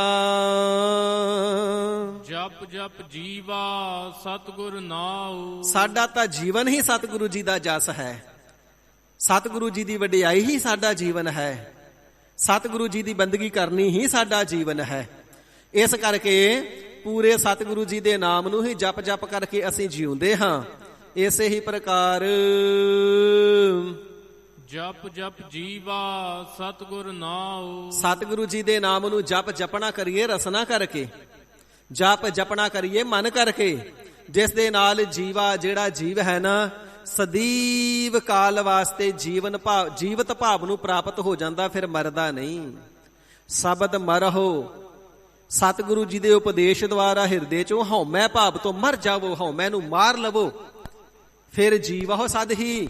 ਫਿਰ ਸਦੀਵ ਕਾਲ ਵਾਸਤੇ ਅਨੰਤ ਕਾਲ ਤੱਕ ਪਰਮਾਤਮਾ ਜੀ ਦੀ ਅਭੇਦਤਾ ਪ੍ਰਾਪਤ ਕਰਕੇ ਆਤਮਿਕ ਜੀਵਨ ਨੂੰ ਜੀਵਣਾ ਕਰੋਗੇ ਤਾਂ ਫਿਰ ਮਰਨ ਨਾ ਹੋਈ। ਬਹੁੜੋ ਬਾਰ-ਬਾਰ ਜੂਨੀਆਂ ਵਿੱਚ ਆ ਕਰਕੇ ਮਰਨਾ ਨਹੀਂ ਪਵੇਗਾ। ਸੋ ਹਜ਼ੂਰ ਫਰਮਾਵਦੇ ਨੇ, ਜਪ ਜਪ ਜੀਵਾ। ਜਿਨ੍ਹਾਂ ਨੇ ਰਸਨਾ ਜਪਿਆ, ਮਨ ਕਰਕੇ ਜਪਿਆ, ਉਹਨਾਂ ਨੇ ਸਦ ਜੀਵਨ, ਪਰਮ ਗਤੀ ਵਾਲਾ ਜੀਵਨ, ਅਨੰਤ ਕਾਲ ਦਾ ਜੀਵਨ, ਵਾਹਿਗੁਰੂ ਜੀ ਦੇ ਅਭੇਦਤਾ ਦੇ ਜੀਵਨ ਨੂੰ ਪ੍ਰਾਪਤ ਕਰਨਾ ਕੀਤਾ ਹੈ। ਸਤਿਗੁਰ ਨਾਉ, ਸਤਿਗੁਰੂ ਜੀ ਦੇ ਬਖਸ਼ੇ ਹੋਏ ਵਾਹਿਗੁਰੂ ਨਾਮ ਦੀ ਪਿਆਰਿਓ ਇਤਨੀ ਵੱਡੀ ਮਹਿਮਾ ਹੈ। ਜਪ ਜਪ ਜੀਵਾ। ਜਿਹੜੇ ਗੁਰਮੁਖ ਨੇ ਉਹਨਾਂ ਦੀ ਤਾਂ ਜਿੰਦ ਜਾਨ ਹੀ ਸਿਮਰਨ ਹੈ। ਸਿਮਰਨ ਕਰ ਕਰਕੇ ਹੀ ਉਹ ਤਾਂ ਪ੍ਰਤੱਖ ਜੀਵਨ ਤੇ ਰੂਹਾਨੀਅਤ ਦੇ ਜੀਵਨ ਨੂੰ ਜਿਉਂਦੇ ਹਨ ਜੀ। ਪਾਰ ਬ੍ਰਹਮ ਪੂਰਨ ਗੁਰਦੇਵ। ਹੇ ਗਰੀਬ ਨਿਵਾਜ ਜੀ, ਆਪ ਜੀ ਨੇ ਅਤਿਅੰਤ ਵੱਡੀ ਭਾਰੀ ਮਹਿਮਾ ਸਤਿਗੁਰੂ ਜੀ ਦੇ ਦੀਦਾਰਿਆਂ ਦੀ ਕਥਨ ਕੀਤੀ ਹੈ। ਹਜ਼ੂਰ ਬੜੀ ਪਿਆਰੀ ਲੱਗੀ ਹੈ। ਚਿੱਤ ਚਾਹੁੰਦਾ ਸਤਿਗੁਰੂ ਜੀ ਦੀ ਹੋਰ ਵਡਿਆਈ ਸਰਵਣ ਕਰੀਏ। ਕਿਰਪਾ ਕਰਕੇ ਹੋਰ ਅੰਮ੍ਰਿਤ ਬਚਨਾਂ ਦੇ ਨਾਲ ਉਪਦੇਸ਼ ਬਖਸ਼ੋ ਜੀ। ਹਜ਼ੂਰ ਫਰਮਾਵਣਾ ਕਰਦੇ ਨੇ, ਪਿਆਰਿਓ ਜੋ ਗੁਰਦੇਵ ਨੇ ਨਾ, ਜੋ ਸਤਿਗੁਰੂ ਜੀ ਨੇ ਨਾ, ਉਹ ਪੂਰਨ ਪਾਰ ਬ੍ਰਹਮ ਜੀ ਦਾ ਸਰਗੁਣ ਸਰੂਪ ਨੇ। ਸਤਿਗੁਰੂ ਜੀ ਕੋਈ ਆਮ ਮਨੁੱਖ ਥੋੜੀ ਹੈ। ਸਤਿਗੁਰੂ ਜੀ ਕੋਈ ਦੁਨਿਆਵੀ ਪੁਰਖ ਜਾਂ ਆਮ ਹਸਤੀ ਨਹੀਂ। ਸਤਿਗੁਰੂ ਜੀ ਤਾਂ ਪਾਰ ਬ੍ਰਹਮ, ਜੋ ਪਾਪਾ ਪੁੰਨਾ ਤੋਂ ਪਰੇ ਵਿਆਪਕ ਸਰੂਪ ਹਰੀ ਪਾਰ ਬ੍ਰਹਮ ਪਰਮੇਸ਼ਰ ਹੈ ਨਾ, ਪੂਰਨ ਮੁਕੰਮਲ ਰੂਪ ਦੇ ਨਾਲ ਗੁਰਦੇਵ ਉਸ ਦੇ ਨਾਲ ਅਭੇਦ ਨੇ, ਇਕਮਿਕ ਨੇ। ਨਾਨਕ ਸੋਧੇ ਸਿਮਰਤ ਵੇਦ, ਪਾਰ ਬ੍ਰਹਮ ਗੁਰ ਨਾਹੀ ਭੇਦ। ਸਤਿਗੁਰੂ ਅਰਜਨ ਦੇਵ ਸੱਚੇ ਪਾਤਸ਼ਾਹ ਜੀ ਮਹਾਰਾਜ ਫਰਮਾਉਂਦੇ ਨੇ, ਭਾਈ ਸਿਮਰਤੀਆਂ ਨੂੰ ਤੇ ਵੇਦਾਂ ਨੂੰ ਸੋਧ ਕੇ ਦੇਖ ਲਿਆ, ਵਿਚਾਰ ਕੇ ਦੇਖ ਲਿਆ, ਉਹਨਾਂ ਦੀ ਵਿਚਾਰ ਦੁਆਰਾ ਨਿਰਣਾ ਕਰਕੇ ਵੀ ਦੇਖ ਲਿਆ, ਪਾਰ ਬ੍ਰਹਮ ਤੇ ਪਰਮੇਸ਼ਰ ਜੀ ਦੇ ਵਿੱਚ ਕੋਈ ਭੇਦ ਨਹੀਂ। ਕਿਉਂਕਿ ਭਵਿੱਖਤ ਪੁਰਾਣ ਵੀ ਇਹ ਗੱਲ ਕਹਿੰਦੇ ਨੇ ਕਿ ਕਲਯੁਗ ਦੇ ਵਿੱਚ ਅਕਾਲ ਪੁਰਖ ਵਾਹਿਗੁਰੂ ਜੀ ਨਿਰੰਕਾਰ ਜੀ ਅਵਤਾਰ ਲੈ ਕਰਕੇ ਆਉਣਗੇ ਤੇ ਨਾਮ ਨਾਨਕ ਹੋਵੇਗਾ। ਇਸ ਕਰਕੇ ਵੇਦਾਂ ਪੁਰਾਣਾਂ ਨੂੰ ਵੀ ਵਿਚਾਰ ਕੇ ਦੇਖ ਲਿਆ। ਉਹਨਾਂ ਨੇ ਵੀ ਕਥਨ ਕਰਨਾ ਕੀਤਾ, ਪਾਰ ਬ੍ਰਹਮ ਪਰਮੇਸ਼ਰ ਤੇ ਗੁਰਦੇਵ ਸਤਿਗੁਰੂ ਨਾਨਕ ਦੇਵ ਸਾਹਿਬ ਜੀ ਦੇ ਵਿੱਚ ਕੋਈ ਅੰਤਰ ਨਹੀਂ। ਪਾਪਾ ਪੁੰਨਾ ਤੋਂ ਪਰੇ ਵਿਆਪਕ ਸਰੂਪ ਜੋ ਪੂਰਨ ਬ੍ਰਹਮ ਹੈ, ਗੁਰਦੇਵ ਪੂਰੇ ਸਤਿਗੁਰੂ ਜੀ ਦੇ ਹਿਰਦੇ ਦੇ ਅੰਦਰ ਸਾਖਿਆਤਕਾਰ ਨੇ। ਸਰੀਰ ਵੀ ਆਪ ਹੀ ਲੈ ਕਰਕੇ ਆਏ ਨੇ। ਸੋ ਸਾਹਿਬਾਂ ਦੇ ਪਾਵਨ ਫਰਮਾਨ ਨੇ ਨਾ, ਆਪ ਨਾਰਾਇਣ ਕਲਾ ਧਾਰ ਜਗ ਮਹਿ ਪਰਵਰਿਓ। ਆਪ ਹੀ ਨਾਰਾਇਣ ਜੀ ਕਲਾ ਧਾਰਨ ਕਰਕੇ ਸਰੀਰ ਦੁਆਰਾ ਜਗਤ ਦੇ ਅੰਦਰ ਪ੍ਰਗਟ ਹੋਏ ਨੇ। ਇਸ ਪ੍ਰਕਾਰ ਗੁਰ ਸਤਿਗੁਰੂ ਜੀ ਚੇਤਨ ਰੂਪ ਨੇ। ਗੋ ਨਾਮ ਸਾਧ ਸੰਗਤ ਜੀ ਅਗਿਆਨਤਾ ਹਨੇਰੇ ਦਾ ਹੈ, ਰੂਹ ਨਾਮ ਪ੍ਰਕਾਸ਼ ਦਾ ਹੈ। ਜਿਹੜੇ ਸਤਿਗੁਰੂ ਜੀ ਆਪਣੇ ਉਪਦੇਸ਼ ਦਾ ਚਾਨਣ ਗੁਰਸਿੱਖ ਦੇ ਹਿਰਦੇ ਦੇ ਅੰਦਰ ਕਰਕੇ, ਗੁਰਸਿੱਖ ਦੇ ਹਿਰਦੇ ਦੇ ਅੰਦਰੋਂ ਅਗਿਆਨਤਾ ਦੇ ਹਨੇਰੇ ਨੂੰ ਮਿਟਾ ਕਰਕੇ ਸੱਚ ਦਾ ਪ੍ਰਕਾਸ਼ ਕਰਨ ਵਾਲੇ ਨੇ, ਸੋ ਕਹੀਏ ਗੁਰ। ਤੇ ਦੇਵ ਤੋਂ ਭਾਵ ਹੈ ਪ੍ਰਕਾਸ਼ ਸਰੂਪ। ਸਤਿਗੁਰੂ ਜੀ ਪ੍ਰਕਾਸ਼ ਸਰੂਪ, ਪ੍ਰਕਾਸ਼ ਦੇ ਦਾਤੇ ਨੇ, ਅਨੁਭਵ ਦੇ ਦਾਤੇ ਨੇ, ਚੇਤਨ ਰੂਪ ਨੇ, ਸਾਖੀ ਚੇਤਨ ਨੇ, ਮੁਕੰਮਲ ਰੂਪ ਵਿੱਚ ਪਾਰ ਬ੍ਰਹਮ ਪਰਮੇਸ਼ਰ ਦਾ ਹੀ ਸਰੂਪ ਸਰਗੁਣ ਸਰੂਪ ਹਨ ਜੀ। ਕਰ ਕਿਰਪਾ ਲਾਗਾਓ ਤੇਰੀ ਸੇਵ। ਇਸ ਕਰਕੇ ਐਸੇ ਸਤਿਗੁਰੂ ਜੀ ਦੇ ਚਰਨਾਂ ਵਿਖੇ ਸਦਾ ਹੀ ਅਰਜ਼ੋਈਆਂ ਕਰਦੇ ਰਹੀਏ। ਗਰੀਬ ਨਿਵਾਜ ਸੱਚੇ ਸਾਹਿਬ ਜੀ, ਅਸੀਂ ਤੇ ਅਗਿਆਨੀ ਹਾਂ, ਹਿਰਦੇ ਵਿੱਚ ਦਵੈਤ ਭਾਵਨਾ ਹੋਣ ਦੇ ਕਾਰਨ ਹੋਰਨਾਂ ਸੇਵਾਵਾਂ ਅਨ ਸੇਵਾ ਵਿੱਚ ਲੱਗੇ ਹੋਏ ਆ, ਅਨ ਪੂਜਾ ਦੇ ਵਿੱਚ ਲੱਗੇ ਹੋਏ ਆ। ਮਹਾਰਾਜ ਸਾਨੂੰ ਕਿਰਪਾ ਕਰਕੇ ਬਖਸ਼ ਲਵੋ, ਆਪਣੇ ਬਣਾ ਲਵੋ। ਪ੍ਰਭ ਜੀਓ ਖਸਮਾਨਾ ਕਰ ਪਿਆਰੇ, ਬੁਰੇ ਭਲੇ ਹਮ ਥਾਰੇ। ਬੁਰੇ ਹਾਂ, ਭਲੇ ਹਾਂ, ਚੰਗੇ ਹਾਂ, ਮੰਦੇ ਹਾਂ, ਮਾੜੇ ਹਾਂ, ਅਗਿਆਨੀ ਹਾਂ, ਬੇਗਿਆਤ ਹਾਂ, ਨਾ ਸਮਝ ਹਾਂ, ਕਮਲੇ ਹਾਂ, ਝੱਲੇ ਹਾਂ, ਬੌਰੇ ਹਾਂ, ਜੈਸੇ ਵੀ ਹਾਂ ਬਸ ਆਪ ਜੀ ਦੇ ਹਾਂ। ਸਾਡੇ ਉੱਪਰ ਇਹ ਕਿਰਪਾ ਕਰੋ, ਲਾਗਾਓ ਤੇਰੀ ਸੇਵ। ਆਪ ਜੀ ਦੀ ਸੇਵਾ ਦੇ ਵਿੱਚ ਲੱਗੇ ਰਹੀਏ। ਮਹਾਰਾਜ ਦਵੈਤ ਭਾਵਨਾ ਕਰਕੇ ਆਪ ਜੀ ਦੀ ਸੇਵਾ ਤੇ ਚਰਨਾਂ ਤੋਂ ਕਦੇ ਵਿਛੜ ਟੁੱਟ ਨਾ ਜਾਈਏ। ਰਹਾਉ ਵਿਸਰਾਮ ਦੇ ਕਰਕੇ ਸਾਹਿਬ ਜੀ ਫਰਮਾਨ ਕਰਨਾ ਕਰਦੇ ਹਨ ਜੀ। ਚਰਨ ਕਮਲ ਹਿਰਦੈ ਉਰ ਧਾਰੀ। ਐਸੇ ਸਤਿਗੁਰੂ ਸੱਚੇ ਪਾਤਸ਼ਾਹ ਮਹਾਰਾਜ ਸਾਹਿਬ ਜੀਆਂ ਦੇ ਪ੍ਰਤੱਖ ਚਰਨਾਂ ਨੂੰ ਅਥਵਾ ਨਾਮ ਰੂਪੀ ਚਰਨਾਂ ਨੂੰ ਅਸੀਂ ਸਦਾ ਪਿਆਰਿਓ ਹਿਰਦੇ ਦੇ ਅੰਦਰ ਧਾਰਨ ਕਰਕੇ ਰੱਖਦੇ ਹਾਂ। ਇਸੇ ਹੀ ਪ੍ਰਕਾਰ ਚਰਨ ਕਮਲ ਹਿਰਦੈ ਉਰ ਧਾਰੀ। ਜਿਨ੍ਹਾਂ ਨੇ ਸਤਿਗੁਰੂ ਜੀ ਦੇ ਚਰਨਾਂ ਵਿਖੇ ਆ ਕਰਕੇ ਬੇਨਤੀਆਂ ਕੀਤੀਆਂ ਨਾ, ਕਰ ਕਿਰਪਾ ਲਾਗਾਓ ਤੇਰੀ ਸੇਵ, ਸਤਿਗੁਰੂ ਜੀ ਨੇ ਕਿਰਪਾ ਕਰਕੇ ਸੇਵਾ ਦੇ ਵਿੱਚ ਲਾ ਲਿਆ। ਤੇ ਜਦੋਂ ਸੇਵਾ ਦੇ ਵਿੱਚ ਲਾਇਆ ਤੇ ਹਿਰਦਾ ਭਾਂਡਾ ਮਾਂਜਿਆ ਗਿਆ, ਪਵਿੱਤਰ ਹੋ ਗਿਆ, ਸੁੱਚਾ ਹੋ ਗਿਆ। ਤੇ ਸਤਿਗੁਰੂ ਸੱਚੇ ਪਾਤਸ਼ਾਹ ਜੀ ਨੇ ਕਿਰਪਾ ਕਰਕੇ ਫਿਰ ਨਾਮ ਪਦਾਰਥ ਹਿਰਦੇ ਰੂਪੀ ਭਾਂਡੇ ਦੇ ਵਿੱਚ ਪਾ ਦੇਣਾ ਕੀਤਾ। ਤਿੰਨਾਂ ਨੂੰ ਨਾਮ ਦੇ ਰਸੀਏ ਬਣਾ ਦੇਣਾ ਕੀਤਾ। ਸੋ ਇਸ ਪ੍ਰਕਾਰ ਬੇਨਤੀਆਂ ਕਰਕੇ ਸਤਿਗੁਰੂ ਜੀ ਦੀਆਂ ਬਖਸ਼ਿਸ਼ਾਂ ਪ੍ਰਾਪਤ ਕਰਦੇ ਹਨ। ਫਿਰ ਪੜ੍ਹਦੇ ਹੋ ਜੀ, ਚਰਨ ਕਮਲ ਹਿਰਦੈ ਉਰ ਧਾਰੀ। ਫਿਰ ਸਤਿਗੁਰੂ ਜੀ ਦੀ ਨਦਰ ਬਖਸ਼ਿਸ਼ ਪ੍ਰਾਪਤ ਕਰਕੇ ਗੁਰਦੇਵ ਪਿਤਾ ਜੀ ਦੇ ਉਪਦੇਸ਼ ਰੂਪੀ ਚਰਨਾਂ ਨੂੰ, ਨਾਮ ਰੂਪੀ ਚਰਨਾਂ ਨੂੰ ਤਿੰਨਾਂ ਉੱਤਮ ਜਗਿਆਸੂਆਂ ਨੇ ਹਿਰਦੇ ਦੇ ਅੰਦਰ ਧਾਰਨ ਕਰ ਲਿਆ ਹੈ। ਐਸਾ ਨਹੀਂ ਕਿ ਇੱਕ ਕੰਨ ਸੁਣਿਆ ਤੇ ਦੂਸਰੇ ਕੱਢ ਦਿੱਤਾ। ਕੋਈ ਸਾਧ ਸੰਗਤ ਜੀ ਸੇਠ ਸੀ ਲਾਲਾ, ਤੇ ਨਿਤਾ ਪ੍ਰਤੀ ਪ੍ਰਵਚਨ ਸਰਵਣ ਕਰਨ ਵਾਸਤੇ ਪੰਡਤ ਜੀ ਦੇ ਕੋਲ ਮੰਦਰ ਦੇ ਵਿੱਚ ਜਾਇਆ ਕਰੇ। ਤੇ ਆਪਣੇ ਪੁੱਤ ਨੂੰ ਕਹਿਣ ਲੱਗਾ, ਬੇਟਾ ਦੁਕਾਨ ਤੇ ਬੈਠਣਾ, ਜੇ ਤੇ ਗਾਹਕ ਆਵੇ ਛੋਟਾ ਮੋਟਾ ਤੇ ਤੂੰ ਭੁਗਤਾ ਦੇਵੀਂ, ਜੇ ਕੋਈ ਵੱਡਾ ਗਾਹਕ ਆਵੇ ਤੇ ਮੈਨੂੰ ਆਵਾਜ਼ ਮਾਰ ਲਈ, ਮੰਦਰ ਨੇੜੇ ਹੀ ਹੈ। ਛੋਟੇ ਮੋਟੇ ਗਾਹਕ ਆਉਣੇ ਤੇ ਉਸ ਬਾਲਕ ਨੇ, ਬੱਚੇ ਨੇ ਨਿਪਟਾਈ ਜਾਣੇ, ਸੌਦਾ ਦੇਈ ਜਾਣਾ, ਪੈਸੇ ਲਈ ਜਾਣੇ। ਇੱਕ ਵਾਰ ਕੋਈ ਥੋਕ ਤੇ ਸਮਾਨ ਖਰੀਦਣ ਵਾਲਾ ਵੱਡਾ ਗਾਹਕ ਆ ਗਿਆ। ਇਸ ਬੱਚੇ ਨੇ ਸੋਚਿਆ, ਬਾਪੂ ਕਹਿੰਦਾ ਸੀ ਮੈਨੂੰ ਸੱਦ ਲਈ, ਹੁਣ ਬਾਪੂ ਨੂੰ ਆਵਾਜ਼ ਮਾਰ ਲਿਆਉਣਾ ਹੈ। ਝੱਟ ਮੰਦਰ ਦੇ ਵਿੱਚ ਗਿਆ, ਬਾਪੂ ਨੂੰ ਆਵਾਜ਼ ਮਾਰਨ ਤੇ ਬਾਪੂ ਕਹਿੰਦਾ, ਕਥਾ ਦੀ ਸਮਾਪਤੀ ਹੋਣ ਵਾਲੀ, ਤੂੰ ਚੱਲ ਮੈਂ ਆਇਆ। ਪਰ ਜਿਤਨੇ ਸਮੇਂ ਨੂੰ ਲਾਲਾ ਜੀ ਨੂੰ, ਬਾਪੂ ਜੀ ਨੂੰ ਆਵਾਜ਼ ਮਾਰੀ ਸੀ, ਉਤਨੇ ਸਮੇਂ ਨੂੰ ਸੁਣ ਲਿਆ ਕਿ ਗਊ ਗਰੀਬ ਦੀ ਰਖਵਾਲੀ ਤੇ ਸੇਵਾ ਕਰਨੀ ਹੈ, ਮਾਰਨਾ ਨਹੀਂ, ਹੱਥ ਨਹੀਂ ਚੱਕਣਾ। ਦੁਕਾਨ ਤੇ ਵਾਪਸ ਆਇਆ ਤੇ ਕੀ ਤੱਕਦਾ, ਇੱਕ ਗਊ ਹੈ ਤੇ ਚੌਕਰ ਵਾਲੀ ਬੋਰੀ ਨੂੰ ਖਾਣ ਲੱਗੀ ਹੋਈ ਹੈ, ਚੌਕਰ ਖਾ ਰਹੀ ਹੈ ਬੋਰੀ ਦੇ ਵਿੱਚੋਂ। ਡੰਡਾ ਪਕੜਿਆ, ਮਾਰਨ ਲੱਗਾ ਤੇ ਚੇਤਾ ਆ ਗਿਆ, ਜੀ ਹੁਣੇ ਤੇ ਮੈਂ ਮੰਦਰ ਚੋਂ ਸੁਣ ਕੇ ਆਇਆ, ਗਊ ਗਰੀਬ ਦੀ ਰਖਵਾਲੀ ਕਰਨੀ ਤੇ ਹੱਥ ਨਹੀਂ ਚੱਕਣਾ। ਤੇ ਜੇ ਗਊ ਸ਼ੇਰ ਦੋ ਸ਼ੇਰ ਚੌਕਰ ਖਾ ਵੀ ਜਾਵੇਗੀ, ਦੁਕਾਨ ਭਰੀ ਪਈ, ਗੋਦਾਮ ਭਰੇ ਪਏ, ਕਿਹੜੇ ਮੁੱਖ ਚੱਲੇ ਆ, ਕਿਉਂ ਗਾਂ ਨੂੰ ਡਾਂਗ ਮਾਰਨੀ ਹੈ? ਨਹੀਂ ਮਾਰਿਆ, ਹਟਾਇਆ ਨਹੀਂ। ਹੁਣ ਥੋੜੇ ਸਮੇਂ ਵਿੱਚ ਸੇਠ ਜੀ ਆ ਗਏ। ਆਉਂਦਿਆਂ ਸਾਰ ਪਹਿਲਾਂ ਪੁੱਤ ਨੂੰ ਗਾਲਾਂ ਕੱਢੀਆਂ, ਫਿਰ ਚੱਕੀ ਡਾਂਗ ਤੇ ਗਾਂ ਨੂੰ ਕੁੱਟਣਾ ਸ਼ੁਰੂ ਕਰ ਦਿੱਤਾ ਤੇ ਗਾਂ ਨੂੰ ਭਜਾ ਦਿੱਤਾ। ਤੇ ਹੁਣ ਬਾਲਕ ਕਹਿਣ ਲੱਗਾ, ਬਾਪੂ ਜੀ ਮੈਂ ਤੇ ਮੰਦਰ ਚੋਂ ਸੁਣ ਕੇ ਆਇਆ ਸੀ ਪੰਡਤ ਜੀ ਦੇ ਕੋਲੋਂ, ਗਊ ਗਰੀਬ ਦੀ ਸੇਵਾ ਤੇ ਰਖਵਾਲੀ ਕਰਨੀ, ਮਾਰਨਾ ਨਹੀਂ। ਤਾਂ ਤੁਸੀਂ ਆਉਂਦਿਆਂ ਸਾਰ ਇਹ ਜਿਹੜਾ ਉਪਦੇਸ਼ ਮੈਂ ਸੁਣਿਆ, ਤੁਸੀਂ ਵੀ ਤੇ ਸੁਣਿਆ ਸੀ ਨਾ, ਪਰ ਤੁਸੀਂ ਤੇ ਮੈਨੂੰ ਵੀ ਮੰਦੇ ਬਚਨ ਬੋਲੇ ਤੇ ਗਾਂ ਨੂੰ ਵੀ ਡਾਂਗ ਦੇ ਨਾਲ ਕੁੱਟਿਆ। ਮੈਂ ਕੋਈ ਬੁਰਾ ਕੰਮ ਥੋੜਾ ਕੀਤਾ, ਮੈਂ ਤੇ ਭਗਵਾਨ ਜੀ ਦਾ ਉਪਦੇਸ਼ ਜੋ ਪੰਡਤ ਜੀ ਨੇ ਸੁਣਾਇਆ ਉਹੀ ਮੰਨਿਆ ਸੀ। ਕਹਿੰਦਾ, ਚੁੱਪ ਕਰ ਵੱਡਿਆ ਸਿਆਣਿਆ, ਮੈਂ ਰੋਜ਼ ਕਥਾ ਸੁਣ ਕੇ ਆਉਣਾ, ਮੈਂ ਤੇ ਕਦੀ ਗੱਲ ਮੰਨੀ ਨਹੀਂ, ਤੂੰ ਪਹਿਲੇ ਦਿਨ ਹੀ ਭਗਤ ਬਣ ਗਿਆ।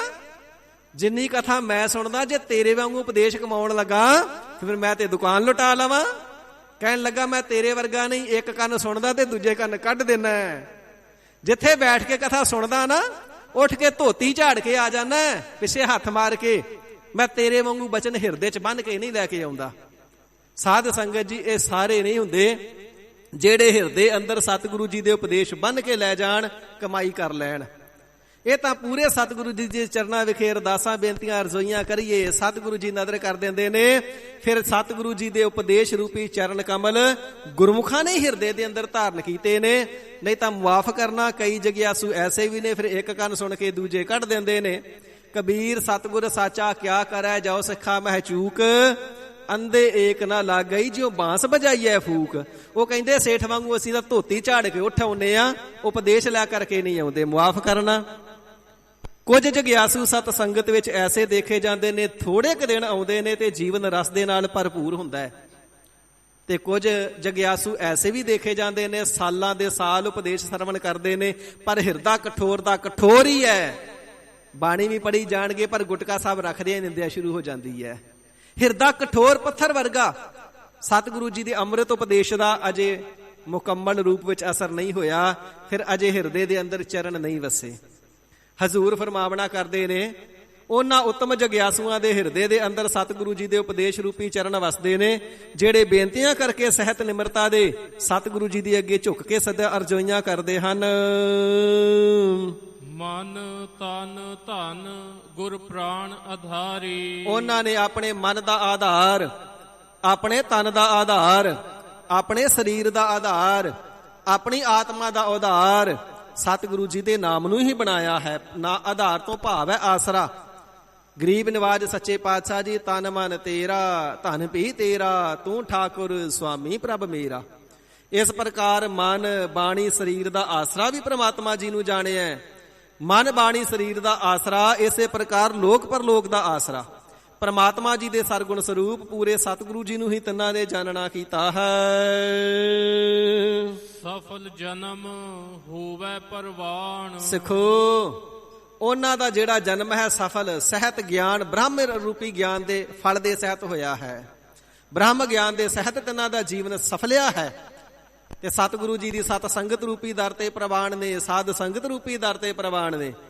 ਅਕਾਲ ਪੁਰਖ ਵਾਹਿਗੁਰੂ ਜੀ ਦੀ ਦਰਗਾਹ ਸੱਚਖੰਡ ਦੇ ਵਿੱਚ ਵੀ ਉਹ ਪ੍ਰਵਾਨ, ਕਿਉਂਕਿ ਗੁਰੂ ਉਪਦੇਸ਼ਾਂ ਦੇ ਨਾਲ ਜੀਵਨ ਸਫਲਾ ਕਰ ਲਿਆ ਹੈ।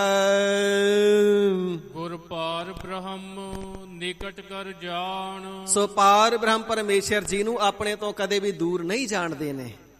ਹਜ਼ੂਰ ਸਿੱਖਿਆ ਦਿੰਦੇ ਨੇ ਨਾ, ਭਰਤਾ ਦੂਰ ਨਾ ਪੇਖੀਐ ਇਹੋ ਸੀਗਾਰ ਬਣਾਏ ਰੀ। ਹੇ ਜਗਿਆਸੂ ਰੂਪ ਇਸਤਰੀ, ਆਪਣੇ ਮਨ ਦਾ ਸ਼ਿੰਗਾਰ ਤੂੰ ਇਹੋ ਹੀ ਬਣਾਉਣਾ ਕਿ ਕਦੇ ਭਰਤਾ ਹਰੀ ਅਕਾਲ ਪੁਰਖ ਵਾਹਿਗੁਰੂ ਜੀ ਨੂੰ ਆਪਣੇ ਤੋਂ ਦੂਰ ਨਹੀਂ ਜਾਣਨਾ, ਵਾਹਿਗੁਰੂ ਜੀ ਨੂੰ ਅੰਗ ਸੰਗ ਹੀ ਜਾਣਨਾ ਹੈ।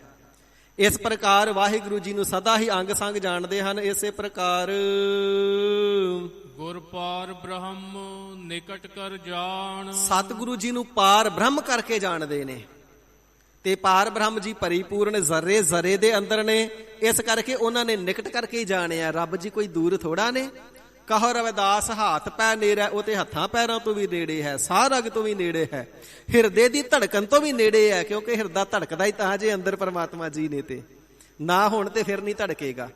ਇਸ ਕਰਕੇ ਉਹਨਾਂ ਨੇ ਹਰੀ ਪਰਮਾਤਮਾ ਜੀ ਦੇ ਸਰੂਪ ਸਤਿਗੁਰੂ ਜੀ ਨੂੰ ਜਾਣਿਆ ਹੈ ਤੇ ਸਾਰਿਆਂ ਤੋਂ ਨੇੜੇ ਪਰਮਾਤਮਾ ਜੀ ਨੂੰ ਹੀ ਕਰਕੇ ਜਾਣਦੇ ਨੇ। ਹਰ ਵੇਲੇ ਭਾਵਨਾ, ਮੈਨੂੰ ਪਰਮਾਤਮਾ ਜੀ ਦੇਖ ਰਹੇ ਨੇ, ਮੈਨੂੰ ਗੁਰੂ ਨਾਨਕ ਗੁਰੂ ਕਲਗੀਧਰ ਸੱਚੇ ਪਾਤਸ਼ਾਹ ਜੀ ਦੇਖ ਰਹੇ ਨੇ।